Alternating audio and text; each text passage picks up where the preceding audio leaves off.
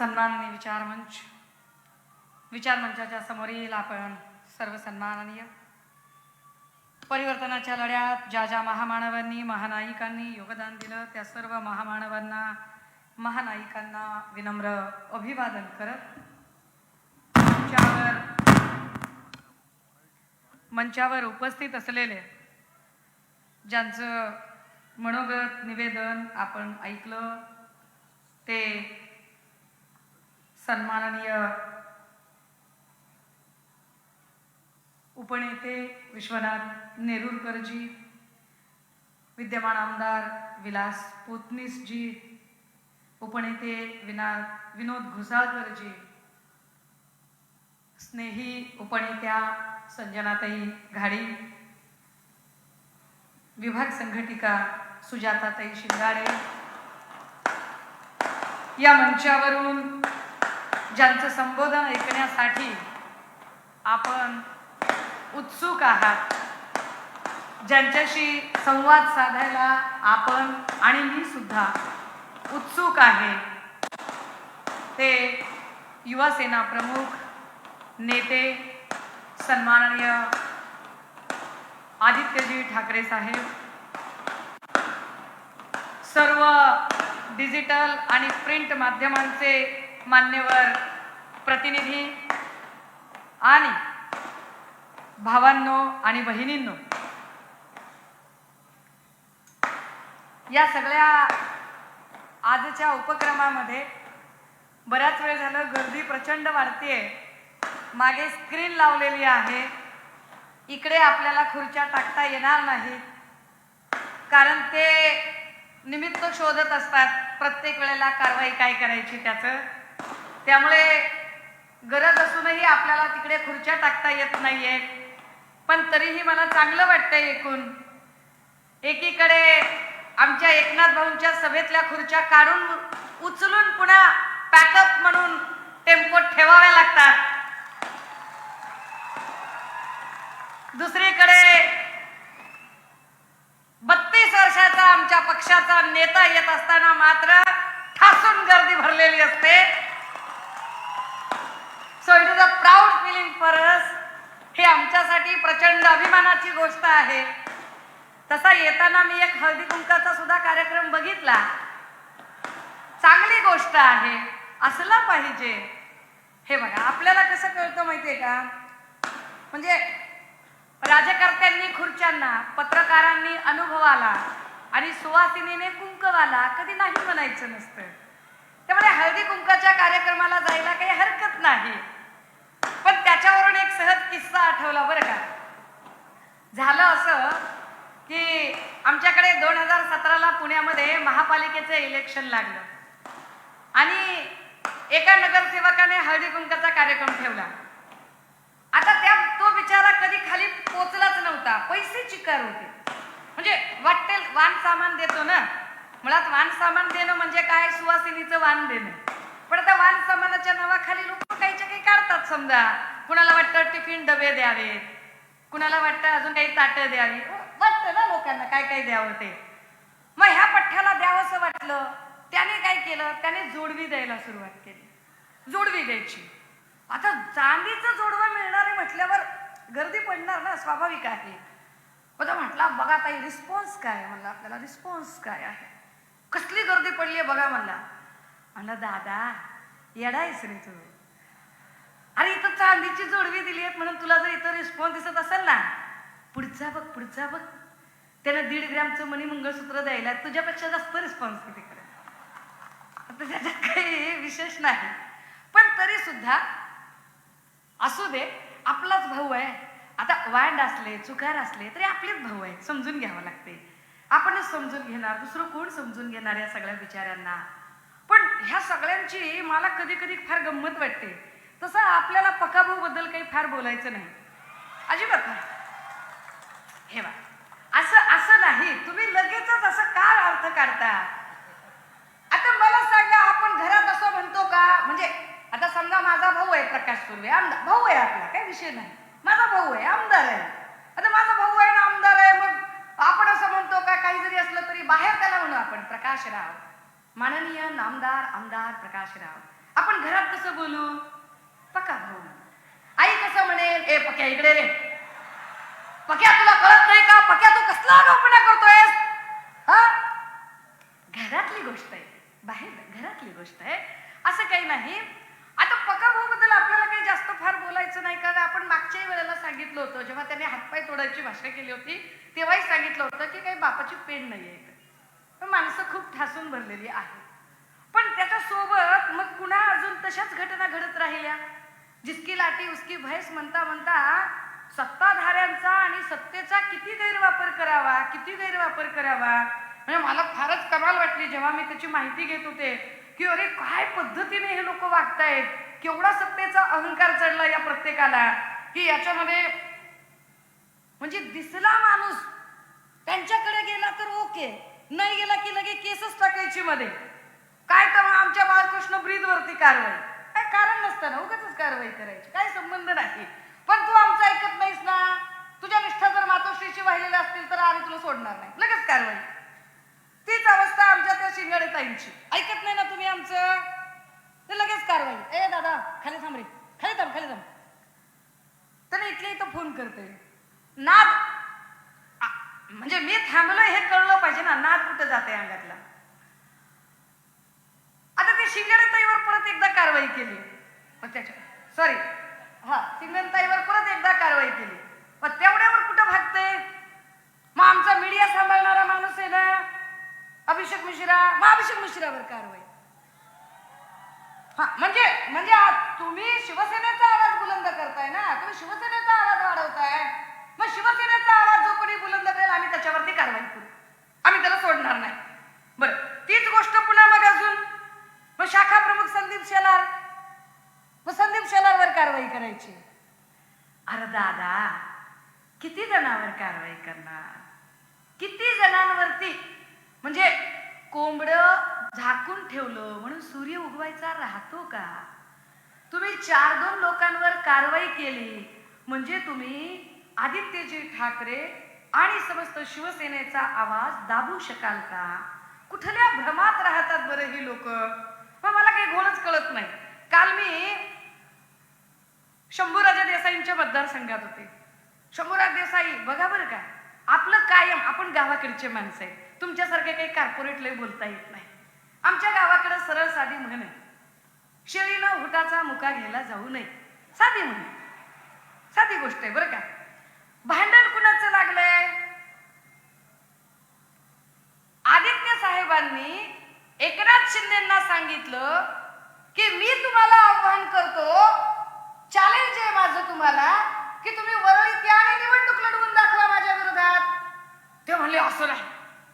बरं असं नाही का, चला आम्ही तसं करतो. कसं? इलाका तुम्हारा धमाका हमारा. अपने इलाके में तो कुत्ता भी शेर बनता है. चलो एकनाथराव, आम्ही तुमच्या ठाण्यात येऊन निवडणूक लढवून दाखवतो. ऐका नाही तुमची, तुम्ही ठाण्यात उभे राहा, ठाण्यात राजीनामा द्या आणि निवडणूक लढायची तयारी आहे. आता चाललंय बोलणं 2 माणसाचं. मागा येऊ नको म्हणलं तर कुण्या डब्यात बसू करायची शंभूराज देसाईंची काही गरज होती का? उगच मग शंभूराज, अरे तुम्ही आधी इथून तर निवडणूक लढवून दाखवा. कुठून? पाटणमधून. ज्या पाटणमध्ये 2004 पर्यंत त्या पठ्ठ्याला गुलाल लागला नव्हता, 2004 ला शिवसेनेने तिकीट दिल्यावर गुलाल लागला. 2004च्या त्या गुलालानंतर परत त्यांना अहंकार चढला, म्हणाले मी शिवसेनेमुळे नाही, शिवसेना माझ्यामुळे आहे. 2009 ला लोकांनी उचलून आपटला की बघ तुला आम्ही काय करू शकतो. बरं मग 14 ला परत निवडून आले, लाईनीत आल्यावर. आता 19 ला निवडून आले, शिवसेनेच्या मतावर निवडून आले. आता 19 ला निवडून आल्यावर परत आता सांगताय सुषमाताई येऊन गेल्या तरी माझ्यावर काहीच परिणाम होणार नाही. किती घमंड, किती घमंड. अरे दादा, घमंड तो अक्सर पहाड़ों का भी टूटता है. साला शंभूराज और प्रकाश सुर्वे क्या चीज है? काय काय चीज आहे बरं? काय घमेंड असली पाहिजे यांना? मग ते काय म्हणणार, म्हणजे मी माझ्या आयुष्यात कधीही साधी राष्ट्रवादीची साधी प्राथमिक सदस्यही नव्हते, तरीही मग माझ्यावर टीका करणार. अरे पण बाबा प्रकाश दादा, म्हणजे पक्का भाऊने आपापल्या असं इमानदारीने आपल्या अंतकरणावर हात ठेवून माय बापाच्या इमानदारीने विचारावं, तू कुठला पार्सल आहेस वागा? राष्ट्रवादीतूनच चालतात की. राष्ट्रवादीत तुम्हाला उचलू उचलू आपटलं, तिकडे गुलाल लागत नव्हता, इकडे आल्यावर शिवसेनेमुळे गुलाल लागला तुम्हाला. तुमची जी काही पद तयार झाली ती शिवसेनेने तयार केली. अगर हम बना सकते हैं तो हम बिगाड़ भी सकते हैं. 40 जणांना जर असं वाटत असेल की आम्ही आता बाहेर पडलोय, तुम्ही कसे करू? अरे 40 जणांनी लक्षात ठेवलं पाहिजे, तुमचा पाया शिवसेनेने उभा केला.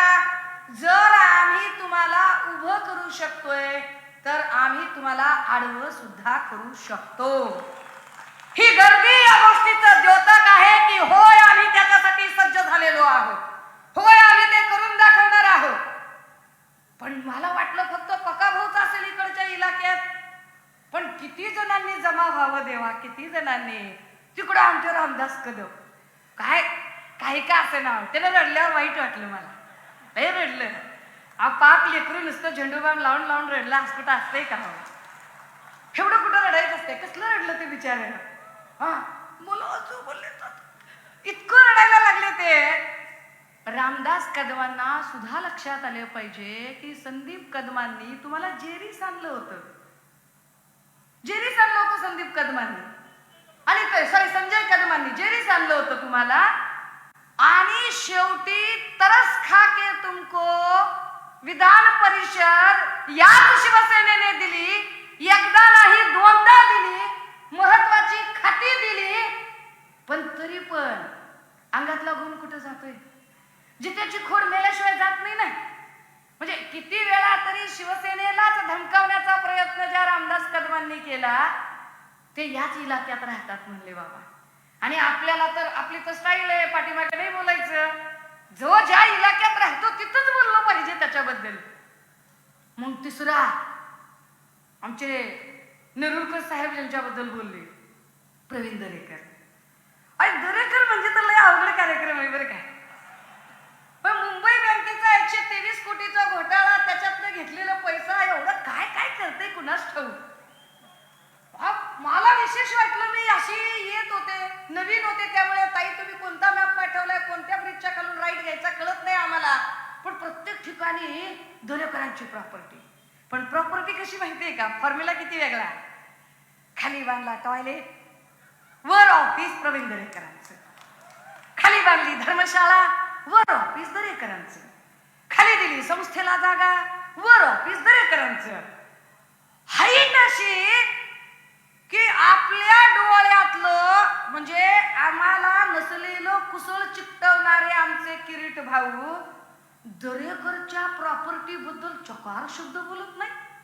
दरेकर कुठं काय म्हणजे नांगर मारायला गेला होता, बराशी खांदायला गेलतं, कुठं कष्ट करायला डेली वेजेसवर रोजगार करायला गेला होता की तुम्ही एवढी प्रॉपर्टी कमावली. पण या प्रॉपर्टीवर काहीच बोललं जात नाही. तिकडे ते पुन्हा प्रकाश सुर्वे पुन्हा म्हणणार मी गोर गरिबांचा आमदार आहे की दादा, कोण नाही म्हणते. आमचा पका भाऊ गरिबांचाच आमदार आहे, गरिबांचाच. मतदार गरीबच आहेत, मतदार गरीबच ठेवलेत, मतदारांनी गरीबच राहिलं पाहिजे. कारण अख्ख्या मतदारांना मिळणारी जर काही मिळकत असेल ती एकटी पका भाऊच्याच खिशात गेली ना. मग मतदार गरीबच राहणार, मतदारांना काय मिळणार आहे? मी गोरगरिबांचा आमदार आहे, हो का? आणि असे सगळे चोर चोर मौसेरे भाई सगळे एकत्र जमतात आणि असे सगळे एकत्र येऊन आपल्याला आव्हान द्यायला सांगतात, हमारी बिल्ली हमी कुछ म्याऊ करती है और फिर बतलाती है कि मैं नोच लूंगी. माय तुझी झडप किती, तू बोलते किती. एकदा कुणीतरी सांगितलं पाहिजे. दादा हो, शिवसंवाद यात्रा किंवा महाप्रबोधन यात्रा काही उद्देश घेऊन आली आणि ते उद्देश हे आहेत की दरवेळेला बहुत हो चुकी मन की बात की मी एकटाच बोलेन आणि सगळ्या जगाने ऐकलं पाहिजे. बरं ऐकायचं काय?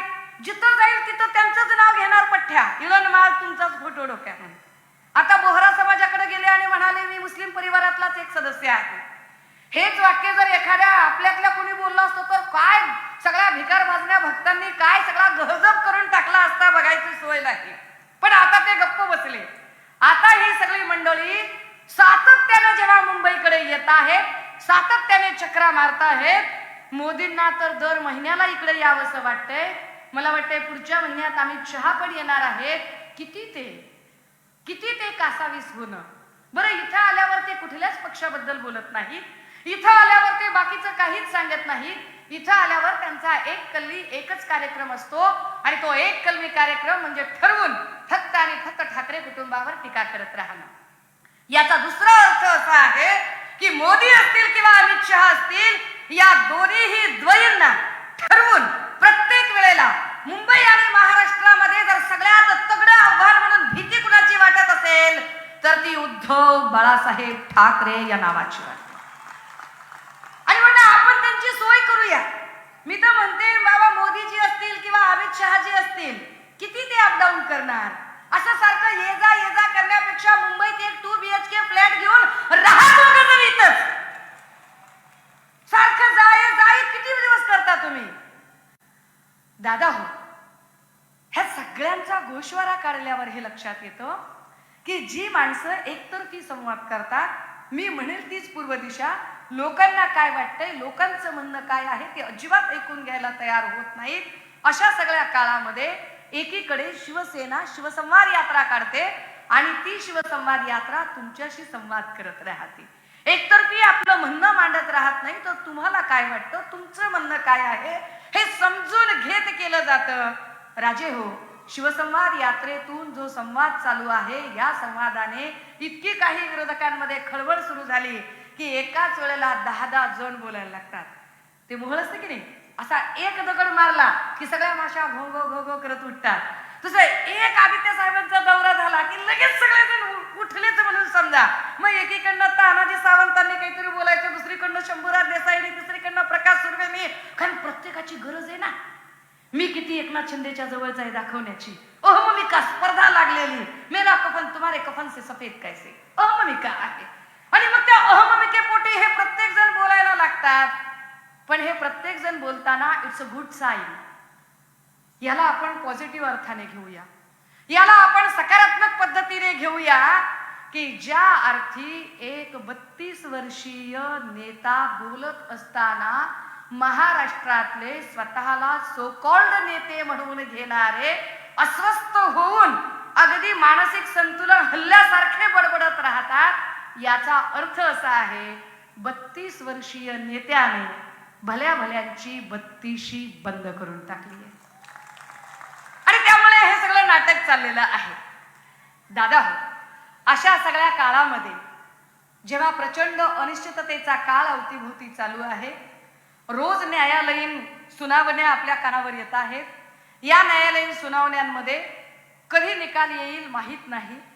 निकाल जो येईल तो येईल. आपण आपला न्यायालयीन प्रक्रियेवर विश्वास ठेवलेला आहे आणि त्या न्यायालयीन प्रक्रियेवर विश्वास ठेवत आपण ती लढाई लढतही आहोत.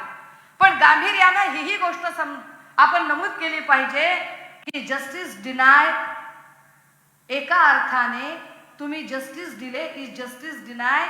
तुम्ही न्याय देण्याला जर विलंब करत असताल तर तो सुद्धा एक प्रकारचा अन्यायच असतो. एका अर्थाने जेव्हा टर्म संपत आली आहे आणि तरीही आपण न्यायाच्या प्रतीक्षेत आहोत, दुसरीकडे संबंध महाराष्ट्रामधल्या ज्या लोकल गव्हर्नमेंट्स आहेत, ज्या काही पंचायत राज व्यवस्थेमधल्या जिल्हा परिषदा असतील, महापालिका असतील, नगरपालिका असतील, नगर परिषदा असतील, ग्रामपंचायती असतील, यांच्या निवडणुका वारंवार पुढे ढकलल्या जात आहेत. प्रत्येक ठिकाणी प्रशासक बसवून ठेवलेला आहे. एक दीड वर्ष प्रशासक बसवणे हे एका अर्थाने कायद्याची टिंगल करणे आहे. आणि सर्रासपणे कायद्याचा गैरवापर करणारी माणसं पुण्यावरून सांगत आहेत की होय, आम्हाला खरी महाराष्ट्राची चाड आहे, महाराष्ट्राची अस्मिता आहे, आम्ही महाराष्ट्र वाचवायला निघालोय. जर हे खरंच महाराष्ट्र वाचवायला निघाले असते आणि यांना खरंच जर महाराष्ट्राची चाड असती तर जेव्हा जेव्हा कोश्यारी काही बोलले तेव्हा तेव्हा या लोकांनी किमान निषेध तरी नोंदवला असता. पण यातला एकही जण चकार शब्दाने बोलला नाही. दादा, काल परवा दिवशी कोश्यारींचा राजीनामा मंजूर झाला. याचा अर्थ भाजपने आपल्यावर उपकार केला नाही. कोश्यारीचा राजीनामा मंजूर करण्याच्या मागे सुद्धा भाजपाची ठरवून केलेली खेळी आहे. कारण भाजपच्या लक्षात आले की येणाऱ्या काळात मुंबई महापालिकेच्या इलेक्शनमुळे, या इलेक्शनमध्ये कोश्यारीमुळे आपल्याला डॅमेज होऊ शकतो. हा डॅमेज भरून काढायचा असेल तर काहीतरी करायला पाहिजे. म्हणून आता जर कोश्यारीचा राजीनामा घेत असतील, जर खरंच त्यांना महाराष्ट्राची अस्मिता राखायची असती तर कोश्यारीचा राजीनामा नाही, कोश्यारीची हकालपट्टी त्यांनी केली असती. पण ती हकालपट्टी त्यांनी केली नाही. याचा अर्थ कायम कायम महाराष्ट्राशी द्रोह करणारी ही माणसं इथं काम करत राहतात आणि वरून एकनाथ शिंदे सांगत राहतात मुख्यमंत्री पदावरचा माणूस किती खोटं बोलावं माणसाने आणि किती वारंवार खोटं बोलत राहावं, की ते आपल्याला सांगत राहतात की काय शेतकऱ्यांच्या पोरांनी होऊच नाही मुख्यमंत्री. आपण कधी म्हटलं की त्यांनी मुख्यमंत्री होऊ नये? दादा, तुम्ही मुख्यमंत्री व्हा, गेला बाजार तुम्ही पंतप्रधान सुद्धा व्हा, जर तुम्हाला जमूच दिलं देवेंद्रजींनी तर. कारण देवेंद्र फडणवीस तुम्हालाच काय येणाऱ्या काळात नरेंद्र मोदीला सुद्धा जमू देणार नाही. खात्रीनं सांगते, येणाऱ्या काळात नरेंद्र मोदीला तगडं आव्हान कोण देण्यासाठी उभं राहते ना, तर त्याच्यासाठीचं सगळ्यात मोठं षडयंत्र आणि ट्रॅप रचणारा कोणी माणूस असेल तर तो फक्त आणि फक्त देवेंद्र फडणवीसच असू शकतो. कारण त्यांच्या एवढं कपटी राजकारण दुसरं कोणी करू शकत नाही. ते कपटी राजकारण करणारे देवेंद्र फडणवीस काल असं म्हणताहेत की आम्ही पवारांच्या सल्ल्यानेच सरकार स्थापन केलेलं होतं, पण माझ्यासोबत विश्वासघात झाला वगैरे वगैरे वगैरे. फडणवीसांनी म्हणजे किती बोलावं, किती हास्यास्पद बोलावं.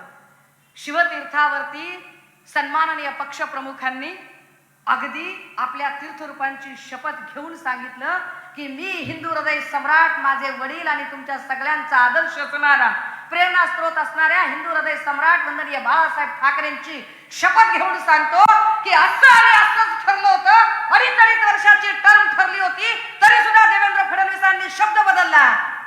तीर्थरूपांची शपथ घेऊन जो माणूस सांगत आहे त्यांना खोटं पाडण्याचा काल फडणवीस प्रयत्न करत होते.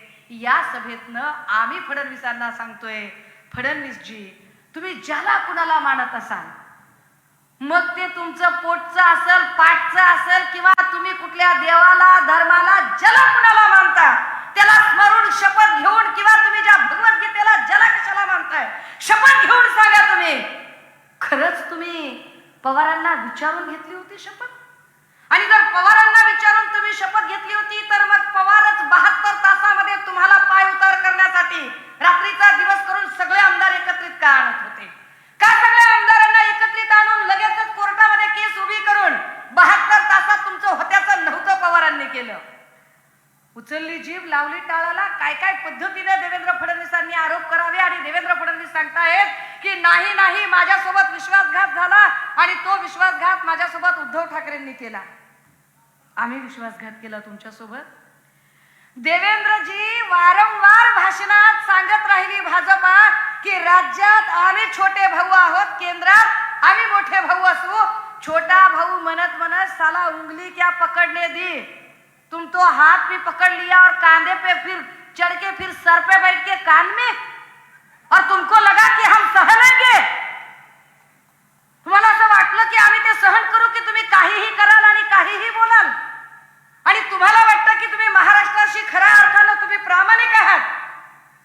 जे देवेंद्र फडणवीस महाराष्ट्राशी प्रामाणिकपणाची भाषा करतात तेच देवेंद्र फडणवीस जेव्हा महाराष्ट्रातली गावं कर्नाटकला जोडायची भाषा होत होती तेव्हा मात्र गप्प बसले होते.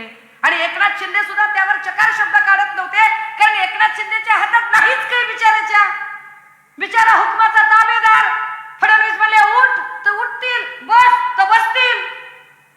आत्ता कार्यक्रम झाला नरेंद्र मोदींचा आणि असे थांबले होते मुख्यमंत्री. फडणवीसांनी सांगितलं सरात बाजू हट जा, बाजू साइड में बैठ जा, उधर उधर खड़ा रहने का. बघितलं का नाही आपण? मी मनातून बोलतीये का? हा, माध्यमांनीच दाखवलं ना 10 वेळा. हे सगळे माध्यमांचे, हे सगळे डिजिटल वाले जे इकडे आमच्याकडे कॅमेरे लावून बसलेत, यांनीच दाखवलं. असं लाल वर्तुळ करून करून दाखवलं. बघा बघा एकनाथ शिंदेना कसं ढकललेलं आहे. कुठं कळतंय? क पदार्थ असणारा गिरीश महाजन एकनाथ शिंदेना काय काय शानपण सांगायचा प्रयत्न करतो. कुठे कळतंय? एकनाथ शिंदेना देवेंद्रजी बुडवणार ही काळ्या दगडावरची पांढरी रेख तरी सुद्धा एकनाथ शिंदे स्वतःच्या स्वार्थासाठी हे करत राहतील, त्यांना तसं करणं भाग आहे.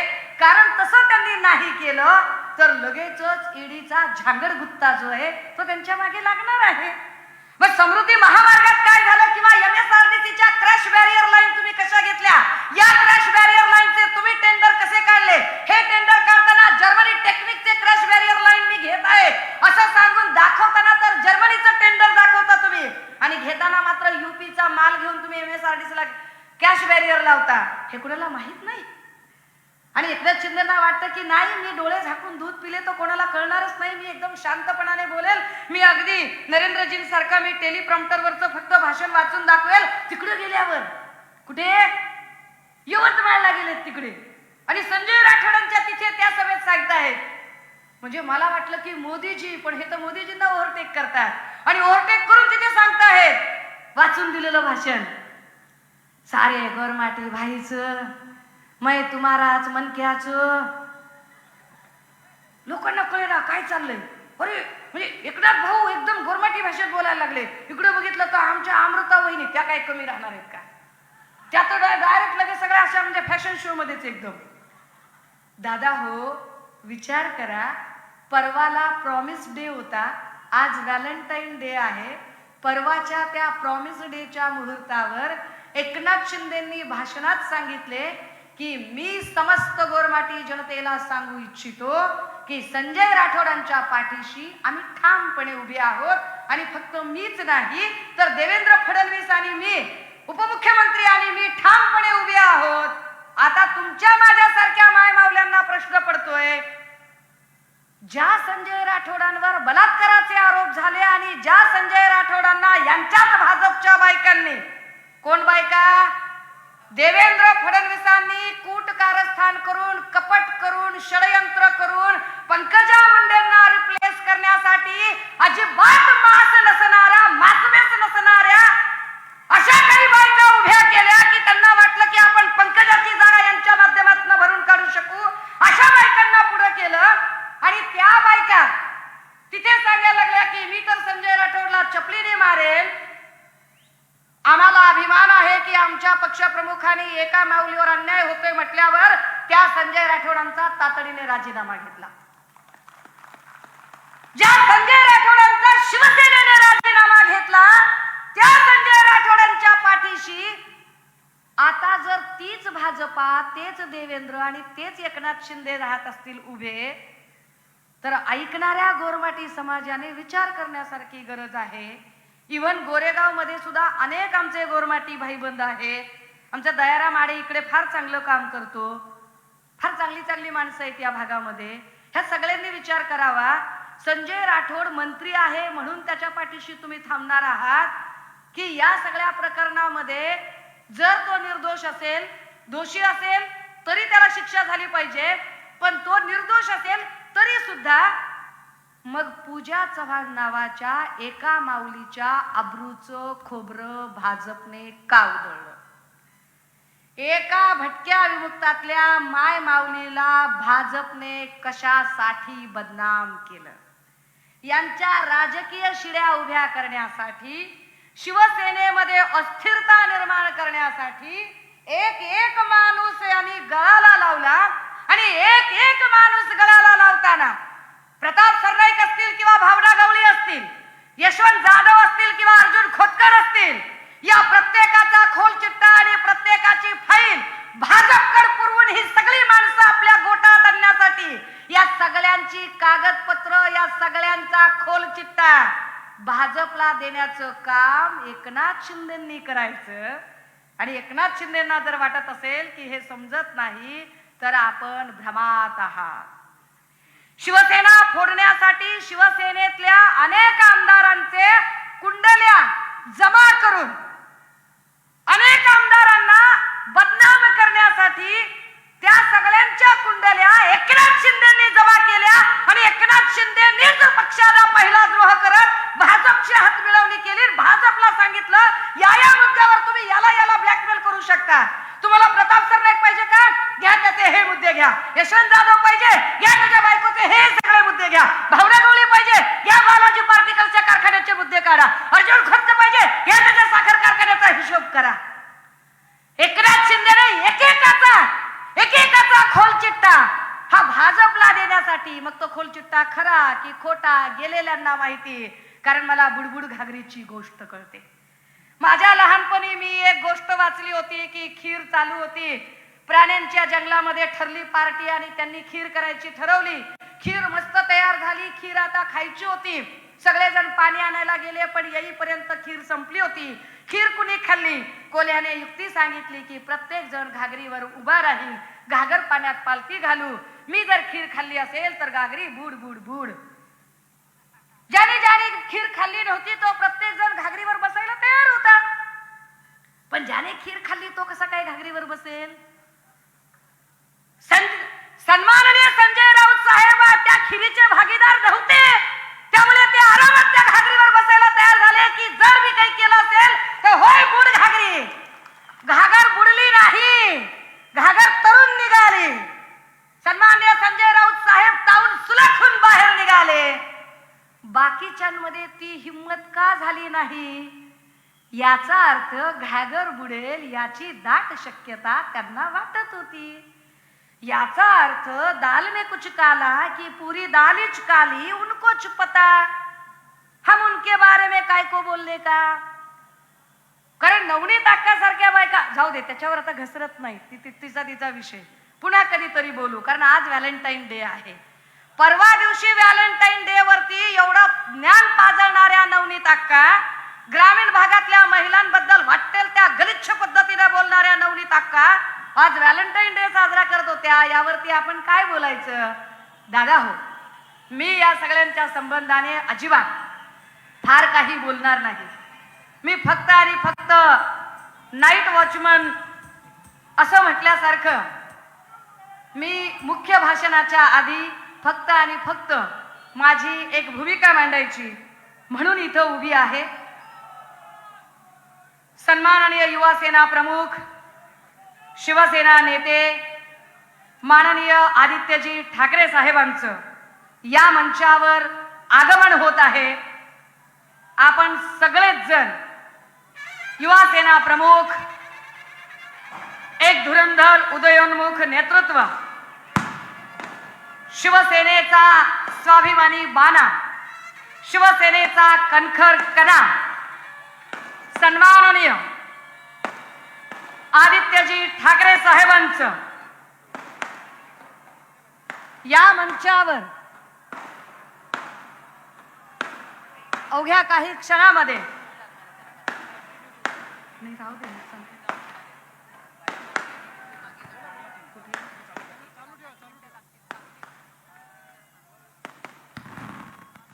ते या मंचावर येणार आहेत. पण तत्पूर्वी ते 5 ते 7 मिनिटासाठी बाजूला एके ठिकाणी भेट देऊन पुन्हा मंचावर येणार आहेत. आपण आसनस्थ झालात तरी चालेल. मला कल्पना आहे, कारण आपल्यासारखीच मीही ऐकायला उत्सुक आहे. मलाही ऐकायचंय त्यांना.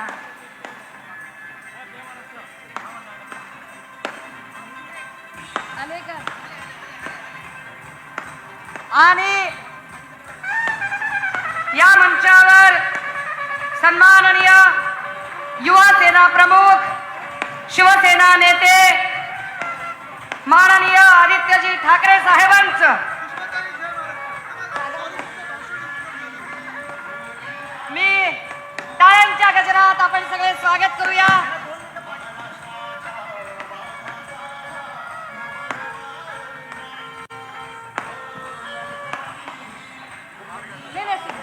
प्रतिमा पूजन करत आहेत. सर्व शिवसेनेच्या आधार पुरुषांना, शिवसेनेच्या आदर्शांना पुष्पांजली अर्पण करण्याचा कार्यक्रम चालू आहे. आणि या पुष्पांजली अर्पण करण्याच्या कार्यक्रमानंतर अवघ्या 2 मिनिटात ते आपल्याशी संवाद साधत आहेत. मी त्यांच्यामध्ये आणि आपल्यामध्ये फार काळ अडसर अजिबात ठरणार नाही. मी माझं बोलणं कन्क्लूड करत आहे.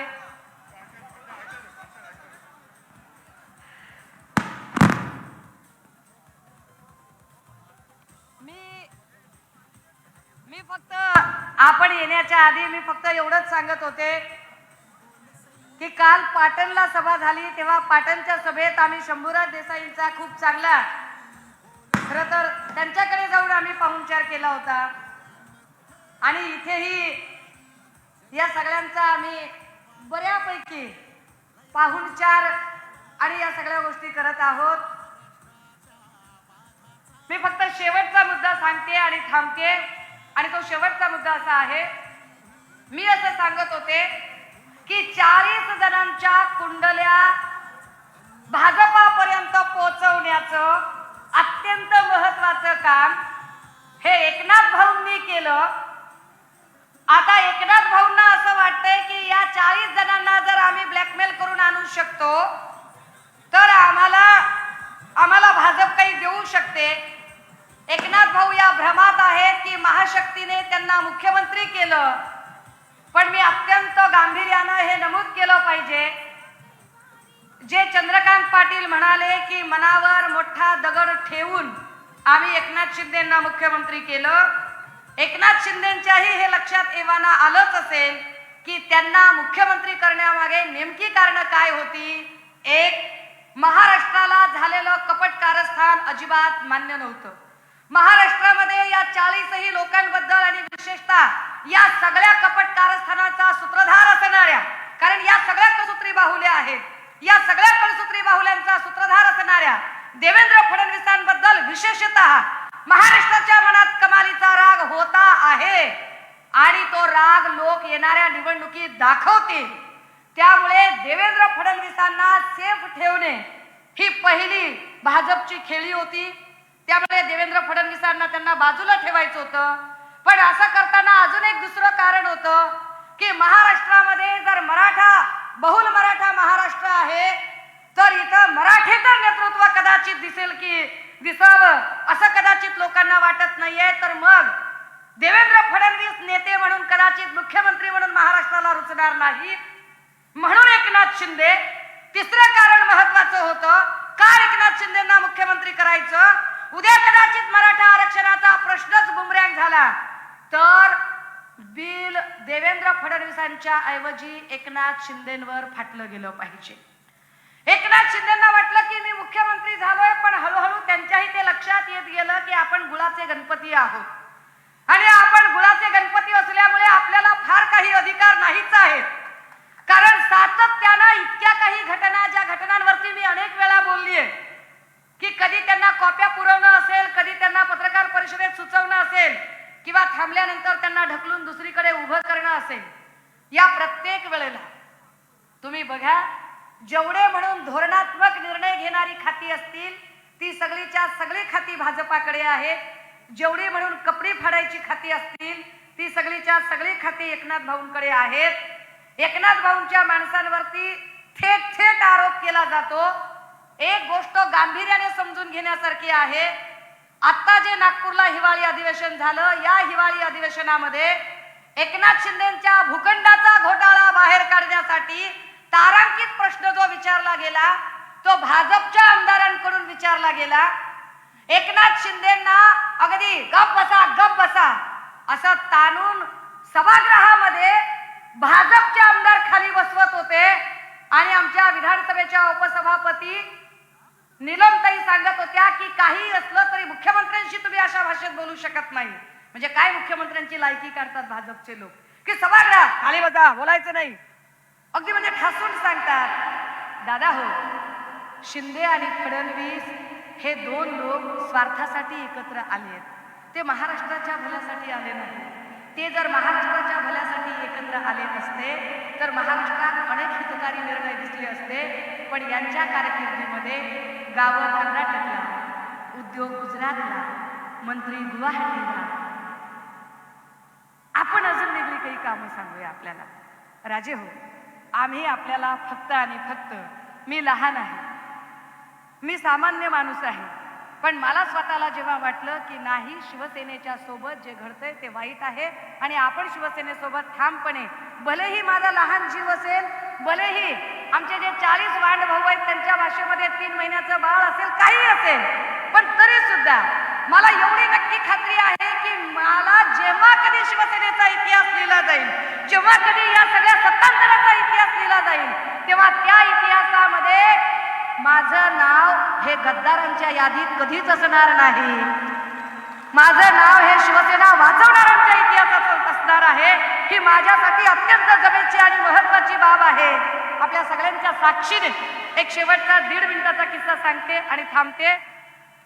झालं असं की एक माणूस रस्त्याने चालला होता. मला किस्सा सांगितल्याशिवाय करमत नाही हो, काय सवयीनं जरा मी बेजार आहे की का करायचंय, मीच का करायचं, किंवा संजनाताईंनीच का करायचं, नेरुरकर साहेबांनीच का करायचं, तुम्हीच का करायचं, हे आमच्या ब्रिजजींनीच का करायचं, शेलारनेच का करायचं, केसेस झाल्या तरी न घाबरता का करायचं. त्याची कारणं आहेत. एका माणसाला तहान लागली होती. माणूस असा घोड्यावर स्वार होता. माणूस रस्त्याने चालला होता. पाणी कुठे मिळत नव्हतं. करता करता करता माणूस जंगलाकडे निघाला. बघितलं बाजूला एक शेत दिसतंय. शेत हिरवगार आहे, हिरवगार शेत आहे. बाजूला काहीतरी दिसतंय. अरे शेत एवढं हिरवं आहे म्हटलं इथं पाण्याचा मागमूस असेल. माणूस घोड्यावरनं खाली उतरला, घोड्याचा लगाम हातात धरला, चलत चलत चलत चलत शेतात खाली उतरलं. बघितलं कुठं पाणी आहे का. एक घोडं आपल्या झाडाला बांधून ठेवलं. इकडे तिकडे बघितलं तर विहीर दिसली. विहिरीच्या बाजूला पोहरा दिसला. बाजूला पडलेली दोरी दिसली. त्याने दोरी घेतली, पोहरा दोरीला बांधला, विहिरीजवळ गेला. पाणी काढणार होता.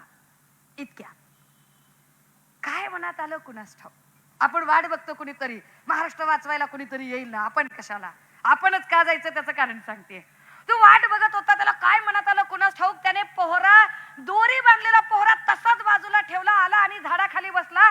थोडा वेळ निघून गेला. वाट बघत होता कुणीतरी पाणी आणून देईल. तुम्ही वाट बघताय महाराष्ट्र वाचवायला कुणी येईल का, आपण वाट बघून चालला नाही. इतक्यात दुसरा कुणीतरी आला. तो त्याच्यापेक्षा भारी घोड्यावर होता, रत्नजडित घोडा. माणूस सुद्धा एकदम राजबिंडा.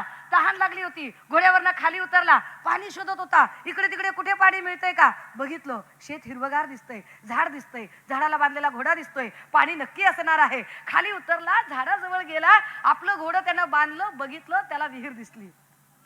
पोहरा दोरी बांधलेला दिसला. दोरी बांधलेला पोहरा घेऊन तो त्या विहिरीजवळ गेला. त्याने आता विहिरीतलं पाणी काढायचं ठरवलं. त्याने सरकन पोहरा खाली सोडला. इतक्यात झाडाखाली बसलेला म्हणाला, काय पाणी काढताय. तो म्हणजे तुमच्या भागातला असावा. सभ्य माणूस होता, सज्जन माणूस होता. अहो म्हटला मी पाणीच काढतोय ना, हातात दोरी आहे, पोहरा आहे, पाणीच काढतोय. असं नाही, एक काम करा ना, पाणी काढताय तर पाणी तुम्हीही घ्या, पाणी आम्हालाही द्या. म्हटलं का, तुम्ही का पाणी काढत नाही. अहो मी काढलं असतं पाणी, आपण वाट बघतो. तुम्ही का लढत नाही, आपण सभ्य माणसं ना.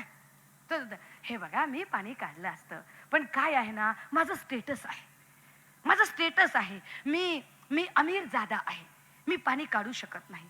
हे ऐकल्याबरोबर पाण्याला स्पर्श करणारा पोहरा, रिकामाच पोहरा, पठ्ठ्यानं सरकन पोहरा वर उचलला, बाजूला रिकामा पोहरा टाकला, आला झाडाखाली सपशेल पाय पसरून बसला. पहिल्याने विचारलं पाणी का काढलं नाही. दुसरा म्हणाला काढलं असतं पाणी, पण तुम्ही स्टेटसचा मुद्दा काढला ना. मग अरे माझं स्टेटस तुझ्यापेक्षा भारी आहे. काय तुम्ही आमिरजादा म्हणून पाणी काढलं नाही, ओ मी तर शहजादा. आता दोघं वाट बघायला लागले. आपण वाट बघतोय की महाराष्ट्र वाचवायला कोण येईल. एवढे सगळे 40 जण मिळून महाराष्ट्राला लुटतायत. वर देवेंद्रजी ताव मारतायत, ढेकर द्यायची तयारी नाहीये. बाकी कुणाचा विकास झाला की नाही झाला माहित नाही. महागाईचा विकास मात्र चिक्कार झालेला आहे. बाकी विकासाचं काहीही हो, पण अमृता वहिनींमधला बदल मात्र अभूतपूर्व आहे. चेहरा ओळखता येत नाही असा बदल आहे. वाट बघतोय आपण की कुणीतरी येईल गडे. दोघं वाट बघत होते. इतक्यात एक तिसरा माणूस आला, सडाफटिंग माणूस, पायात चपला नाहीत, केस विस्कटलेले, शर्टाच्या 2-3 गुंड्या निघालेल्या. तहान लागली होती. इकडे तिकडे बघितलं, शेत हिरवगार दिसलं, पाण्याचा त्याला मागमूस लागला. शेतापर्यंत पोहोचला, विहीर दिसली, पोहरा दिसला, दोरी बांधलेला पोहरा उचलला, विहिरीजवळ गेला, सरकन पोहरा पाण्यात सोडला. बघता बघता पोहरा पाण्याला स्पर्श करायला लागला. पोहरा पाण्यात बुडला, पोहरा पाण्याने फुल भरला. सरकन पोहरा वर गेला, पोहरा विहिरीच्या काठाशी आला, पाणी भरलेला. दोघांनी विचारलं काय पाणी काढताय. आता तो माझ्या भागातला असावा.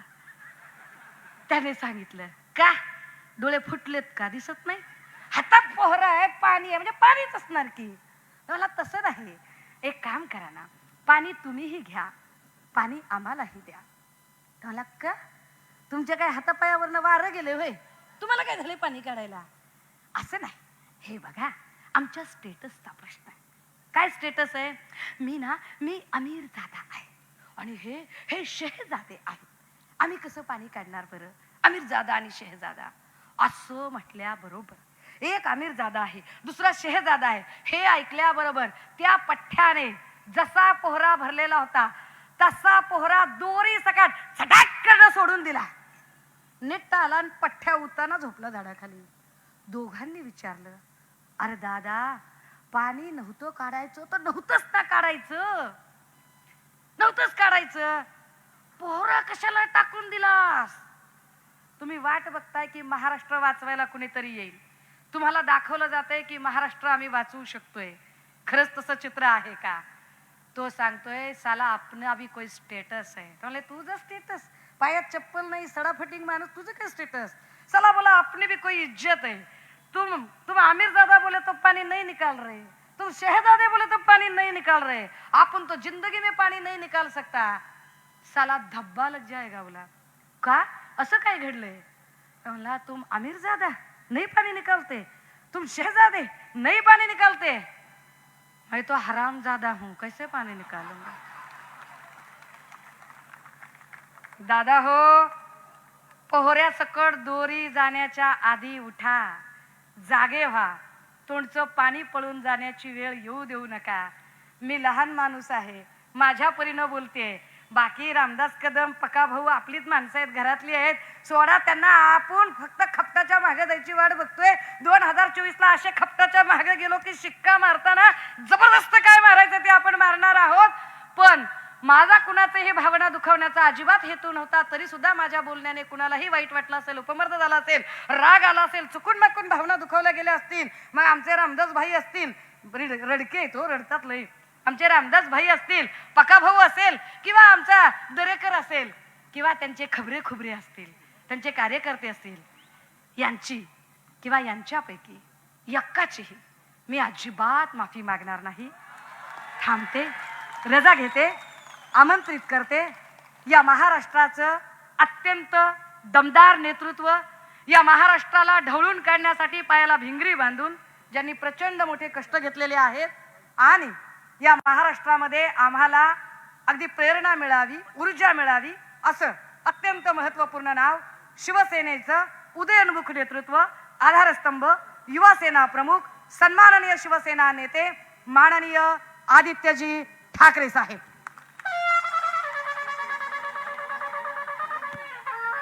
धन्यवाद सुषमाताई. यानंतर आजच्या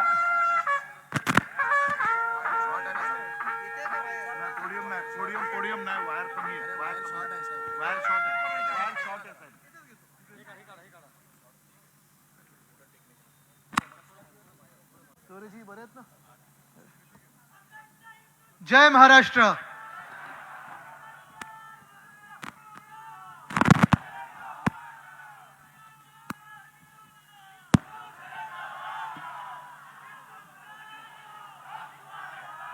ऐकू येते का मागे? नाही, हल्ली प्रयत्न असतो की आवाज मंत्रालय पण पोचायला पाहिजे. बस बस दादा, बस बस बस, माझी घोषणा नको, मोठ्या साहेबांची बस. आज खरं तर योग वेगळा आलेला आहे. प्रबोधन यात्रा आणि शिवसंवाद यात्रा ही एकत्र आलेली आहे. आणि एरवी असं असतं की साधारणपणे सुषमाताई बोलायला लागल्या की संपूर्ण महाराष्ट्र फोनवर बघत असतो आणि ऐकत असतो. अनेक घरं अशी आहेत की ज्यांच्या घरोघरी कोण ना कोणतरी असतं. प्रबोधन यात्रा असली की प्रबोधन यात्रेचं भाषण ऐकायचं, सुषमाताईंचं भाषण ऐकायचं, संजनाताई देखील भाषण करतात, सगळीकडे जाऊन त्यांचं ऐकायचं. आणि कॉमेडीचा कार्यक्रम बघायचा असेल, नाही माझा नाही पण आपल्यातूनच जे 40 गद्दार गेलेले आहेत, जुनी कॅसेट ऐकायची असेल तर मुख्यमंत्र्यांचा कार्यक्रम ऐकायचा. आणि काय झालं? नाही ठीक आहे, आवाज पोचतोय.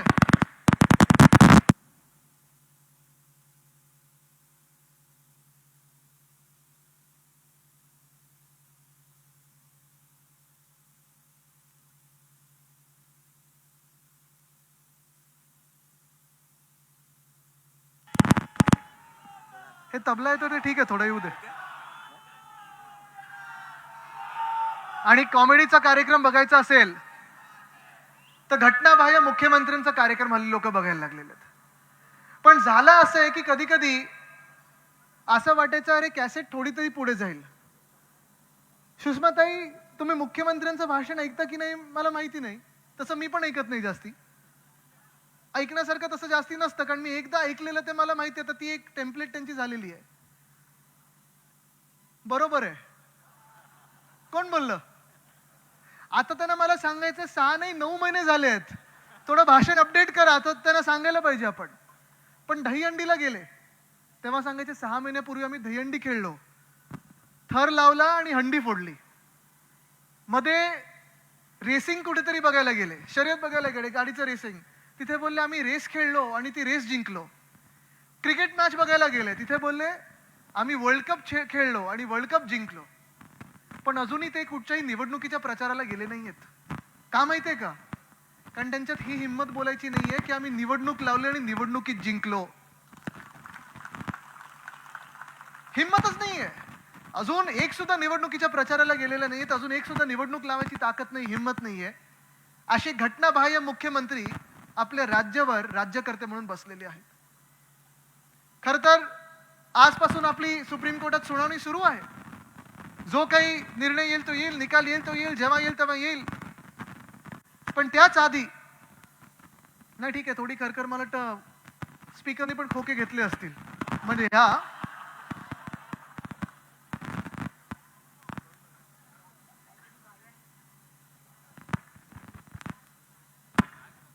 आता ठीक आहे, आता येतोय का? आता असं समजून घ्या की मी गातोय आणि मला बॅकग्राऊंड म्युझिक चालू आहे.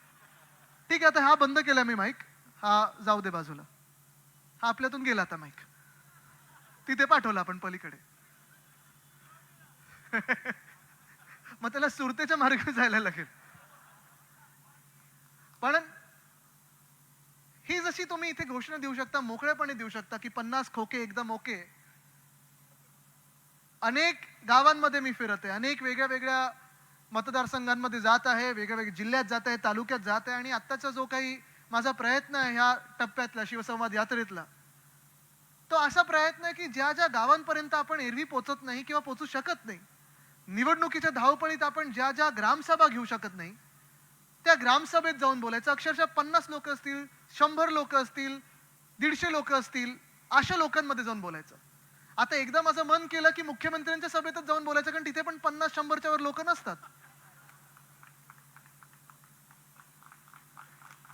बघितली ना सभा तुम्ही?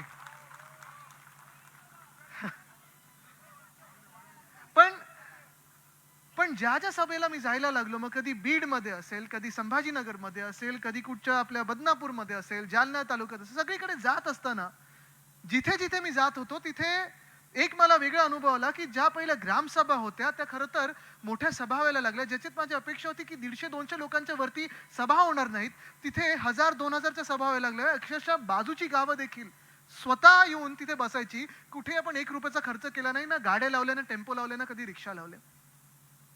लोक मी येतोय म्हणून नाही, पण शिवसेनेचा कोणतरी प्रतिनिधी येतोय, उद्धव साहेबांचा प्रतिनिधी येतोय, भगवा झेंडा हातात घेऊन येतोय, प्रामाणिक कोणतरी निष्ठावंत शिवसैनिक येतोय म्हणून उत्स्फूर्तपणे तिथे येत होते.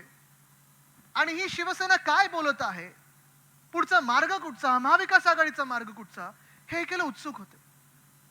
आणि अनुभव माझा हाच आहे, जसं आज आपण इथे अनेक वेगळ्या वेगळ्या ह्या मतदारसंघाच्या वेगळ्या वेगळ्या भागातून आलो आहोत आपण, तसंच ही जशी गर्दी जमलेली आहे, दोन्हीकडे तुलना जर केली मुख्यमंत्र्यांच्या सभेची आणि आपल्या सभेची, तर दोन्हीकडे ह्या 50 खोकेच्या घोषणा ऐकू येतात. जसं इथे आता मला ऐकवली, 50 खोके, 50 खोके, 50 खोके, 50 खोके.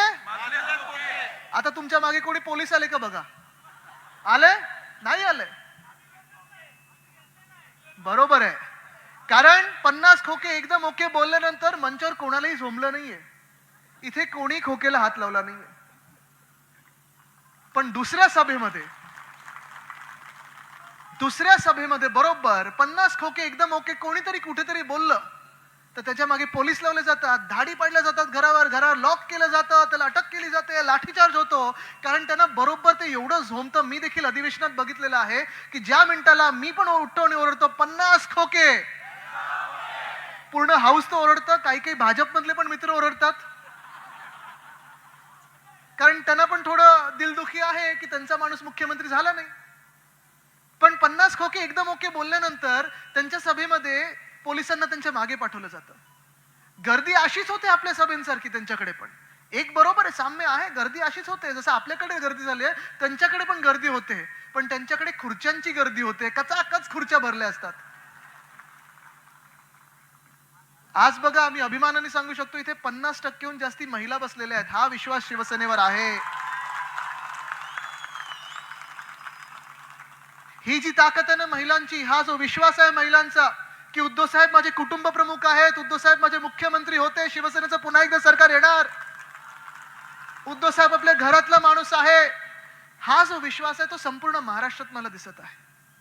पण आपल्याकडे कसं तुम्ही बघितलं तर सगळीकडे भगवे पट्टे दिसतात, भगवे फेटे दिसतात. तसं त्यांच्याकडे देखील असेच रंग दिसतात.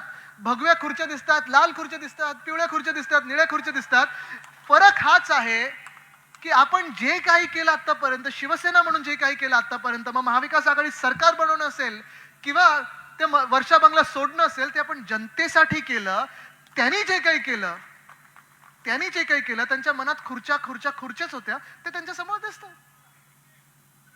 आणि हाच जो फरक आहे तो महाराष्ट्राला जाणवायला लागलेला आहे. आज बघा, मी जे सतत सांगत आलोय की हे जे सरकार बनलेलं आहे, हे गद्दार गँगचं सरकार, ही गँगच आहे. गद्दार गँगचं जे सरकार बनलेलं आहे ते महाराष्ट्रासाठी नाही बनलेलं आहे. ते स्वतःच्या राक्षसी महत्वांसाठी बनलेलं आहे, स्वतःसाठी बनलेलं आहे, केंद्र सरकारसाठी बनलेलं आहे, दिल्ली समोर झुकवण्यासाठी बनलेलं आहे. पण हे सरकार महाराष्ट्रासाठी बनलेलं नाहीये. आज एक धोकादायक बातमी असेल, आज एक धोकादायक ऍडव्हर्टाइज मी बघितली, तुम्ही बघितली की नाही मला माहित नाही, पण आसाममध्ये देखील त्यांनी सांगितलंय तिकडचं भीमाशंकर हे भीमाशंकर आहे. ठीक आहे, मंदिरांबद्दल आदर आहेच आणि प्रत्येक मंदिराबद्दल आदर आहे. पण हे सगळं होत असताना ह्या देशात वाद कमी आहेत का की तुम्हाला अजून एक वाद निर्माण करायचा आहे? आमच्याकडे जे भीमाशंकर आहे, जे ज्योतिर्लिंग आहे, श्री भीमाशंकरचं ज्योतिर्लिंग आहे, ते कुठे ना कुठेतरी परत एकदा महाराष्ट्राला ह्या नकाशातून बंद करायचं, बाजूला करायचं आणि त्यांच्याकडेच दाखवायचं. आज मुख्यमंत्री कुठे बोललेलं तुम्ही ऐकलेत का? ऐकलंय तुम्ही कुठे? कदाचित जातील परत आसामला आज रात्री. पण हे कशाला वाद निर्माण करतात? राज्यामध्ये वाद निर्माण करायचे, राज्यात जिल्ह्यामध्ये वाद निर्माण करायचे, प्रत्येक जिल्ह्यात धर्मामध्ये वाद निर्माण करायचे, धर्मामध्ये कुठच्याही जातीमध्ये वाद निर्माण करायचे, गरीब श्रीमंतांचे वाद निर्माण करायचे, बाई पुरुषाचे वाद निर्माण करायचे, वाद निर्माण करत राहायचं आणि मग आपली पोळी शेकायची याच्यावर. हे जे काही चाललेलं आहे हे आपल्यासाठी घातक आहे. आज कुठे ना कुठेतरी महाराष्ट्र हा मागे खेचला जात आहे. मुंबईबद्दलच बोलायचं तर केवढं बोलण्यासारखं आहे, पण महाराष्ट्राचं जर बोलायचं झालं, सुरुवात जर महाराष्ट्राची करायची झाली आपण बोलण्याची, तर आता ज्या गावांमध्ये मी जाऊन आलेलो आहे, अनेक शेतकऱ्यांची चर्चा करत असतो, त्यांच्या बांधावर जात असतो. आणि ही आत्ताची सवय नाही, गेल्या 10-12 वर्षांची सवय आहे. 2012चा पहिला जो दुष्काळ मी बघितला जवाहर मोखाड्यामध्ये जाऊन, 72 गावांना आम्ही टँकरचं पाणी दिलेलं. आज त्या टँकरचं मुंबईत स्ट्राईक चालू आहे. केंद्र सरकारच्या काही पॉलिसीमुळे आपल्या मुंबईमध्ये टँकरचं स्ट्राईक चालू आहे, पाण्याचे टँकरचं स्ट्राईक चालू आहे. अजून घरोघरी पाणी नाही पोचलेलं आहे. मागच्या वर्षी देखील स्ट्राईक होता, पण मी बसून दोन्ही वेळाला तो स्ट्राईक सोडवून घेतलेला. पण केंद्र सरकारने मुंबईला त्रास होतोय, मुंबईकर हैराण होत आहेत म्हणून त्यांची अजून पॉलिसी बदललेली नाहीये. दुःख ह्या गोष्टीच होतं मला. आणि जे मी सतत सांगत आहे ना की महाराष्ट्राला मागे खेचलं जातंय, महाराष्ट्राला डावललं जातंय, महाराष्ट्राचा स्वाभिमान मोडण्याचं काम होत आहे. तुम्ही आज बघा, गावी तुमच्या फोन करा आणि तुम्ही कोणालाही कुठच्याही शेतकऱ्याला फोन लावून विचारलं की ह्या दोन सरकारमध्ये, म्हणजे महाविकास आघाडीचं सरकार आणि आत्ताचं गद्दार गँगचं सरकार जे बसलेलं आहे, त्याच्यातलं जर फरक विचारला तर फरक स्पष्टपणे दिसतो की मागचं सरकार जे होतं ते महाविकास आघाडीचं सरकार होतं. त्यांना वाटायचं हे आमचं सरकार आहे, मुख्यमंत्री आमचा माणूस आहे, आमच्यातलं कोणीतरी ते बसलाय. आणि हे प्रत्येक समाजातल्या घटकाला वाटायचं की मुख्यमंत्री म्हणजे उद्धव साहेब ठाकरे हा आमचा माणूस आहे, आमचा कुटुंब प्रमुख आहे. मला आठवतं जेव्हा महाविकास आघाडीचं सरकार बनलं होतं तेव्हा पहिल्यांदा विचारलं उद्धव साहेबांना, वित्त विभागाचे जे अधिकारी आहेत ते विचारत होते उद्धव साहेबांना की उद्धव साहेब पहिलं काम तुला काय करायचं मुख्यमंत्री म्हणून. आणि त्यांनी सांगितलं की मला माझं पहिलं काम माझ्या शेतकऱ्यांना कर्जमुक्ती द्यायची आहे आणि ती करून दाखवली, आपण करून दाखवली. कोविडच्या काळात देखील जिथे जिथे दुष्काळ होता, ओला दुष्काळ होता, अतिवृष्टी झाली असेल, गारपीट झाली असेल, जे काही नुकसान झालं असेल त्याची आपण नुकसान भरपाई त्वरित दिली आणि जी काही मदत आपण करू शकलो ती शेतकऱ्यांपर्यंत पोहोचत होती. पण आजच्या काळात जर तुम्ही बघितलात, कुठेही जाल, बघाल, प्रश्न विचाराल तर शेतकऱ्यांना माहित नाही कोणाकडे जायचं. प्रशासन आपलं काम करताय, पंचनामे करतायत, पण एक सुद्धा रुपयाची नुकसान भरपाई दोन्ही ओला दुष्काळाची किंवा अतिवृष्टीची त्यांच्याकडे आलेली. आणि मग साहजिक आहे, मी त्यांना विचारतो, पुढचा प्रश्न त्यांना विचारत असतो की जर शेतीत नाही तर मग तुमच्या पिढीला कुठे पाठवणार तुम्ही? कारण प्रत्येकाला वाटतं की माझी पुढची पिढी ही शेतीत येऊच नाही. जे हैराण झालेले आहेत, जे हाल बघतात स्वतःचे, त्यांना साहजिकपणे वाटतं की माझी पुढची पिढी ही शेतीत येऊ नये.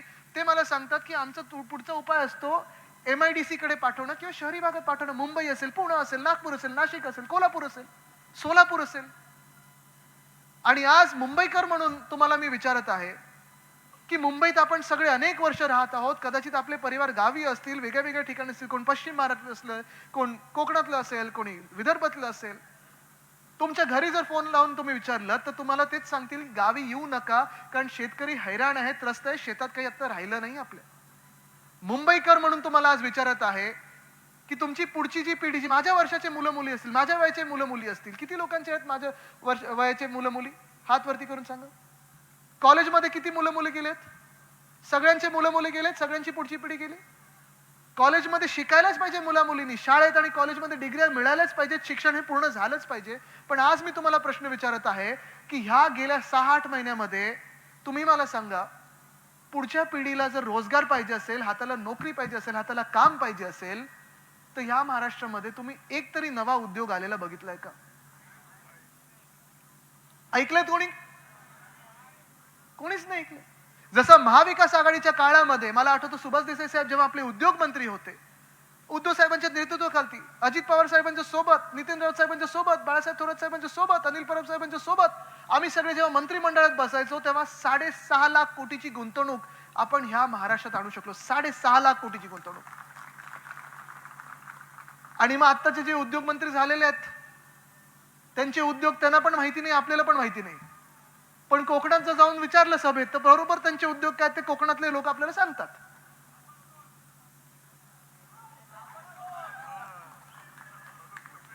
सगळ्यांना माहिती आहे हे असे आपले मंत्री आहेत.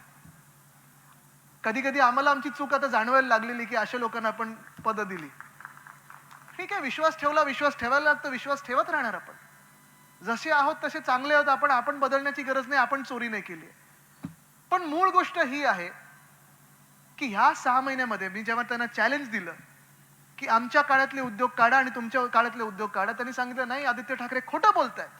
एक सुद्धा उद्योग ह्या महाराष्ट्रात त्यावेळी आला नाही, आले तर नुसतं करार झाले, एक सुद्धा पुढे त्याच्यावर काही झालं नाही. मला वाटतं टाइम्स ऑफ इंडियामध्ये बातमी आलेली, त्यांनी सगळे करारनामे आपले काढले, कुठे कुठे करार झालेले, कुठच्या कुठच्या जिल्ह्यात झालेले, किती झालेले, आणि त्याच्यातून त्यांनी सांगितलं की 6.5 लाख कोटीचे जे करार झालेले त्याच्यातून 93% करार हे आता ऍक्शन मध्ये आलेले आहेत, तिथे भूमिपूजन झाले आणि फॅक्टरीची कामं सुरू झालेली आहेत.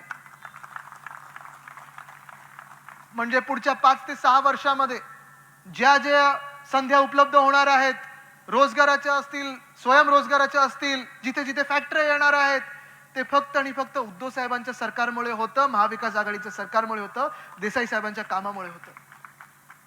पण एका बाजूला हे सगळं होत असताना दुसऱ्या बाजूला ह्या 6-8 महिन्यामधलं गद्दार गँगचं सरकार बघितलं तर 4 की 5 मोठे उद्योग आपल्या राज्यातून निघून गेलेले आहेत. वेदांताबद्दल किती लोकांनी ऐकले इथे? सगळ्यांनी ऐकलेलं आहे. 1.25 लाख कोटीची गुंतवणूक होती. 1 लाख मुला मुलींना रोजगार निर्माण करून देणार होतं. डिसेंबर 2021 पासून आत्ताच्या ह्या जून 2022 पर्यंत आम्ही पाठपुरावा करत होतो. देसाई साहेब आणि मी स्वतः डॅव्होसला त्यांना जाऊन भेटलो, चर्चा झाली, सगळं झालं. तळेगावला तो उद्योग येणार होता, प्रकल्प येणार होता, आणि ह्या मोठ्या उद्योगासोबत 160 छोट्या मोठ्या इंडस्ट्रीज येणार होता. म्हणजे तुम्ही विचार करा किती मोठी संधी होती. 100% तो उद्योग आपल्या राज्यात येणार होता. दुसरी कुठली बघा उद्योग गेल्यासारखा माईक गेला वाटत. ठीक आहे ठीक आहे.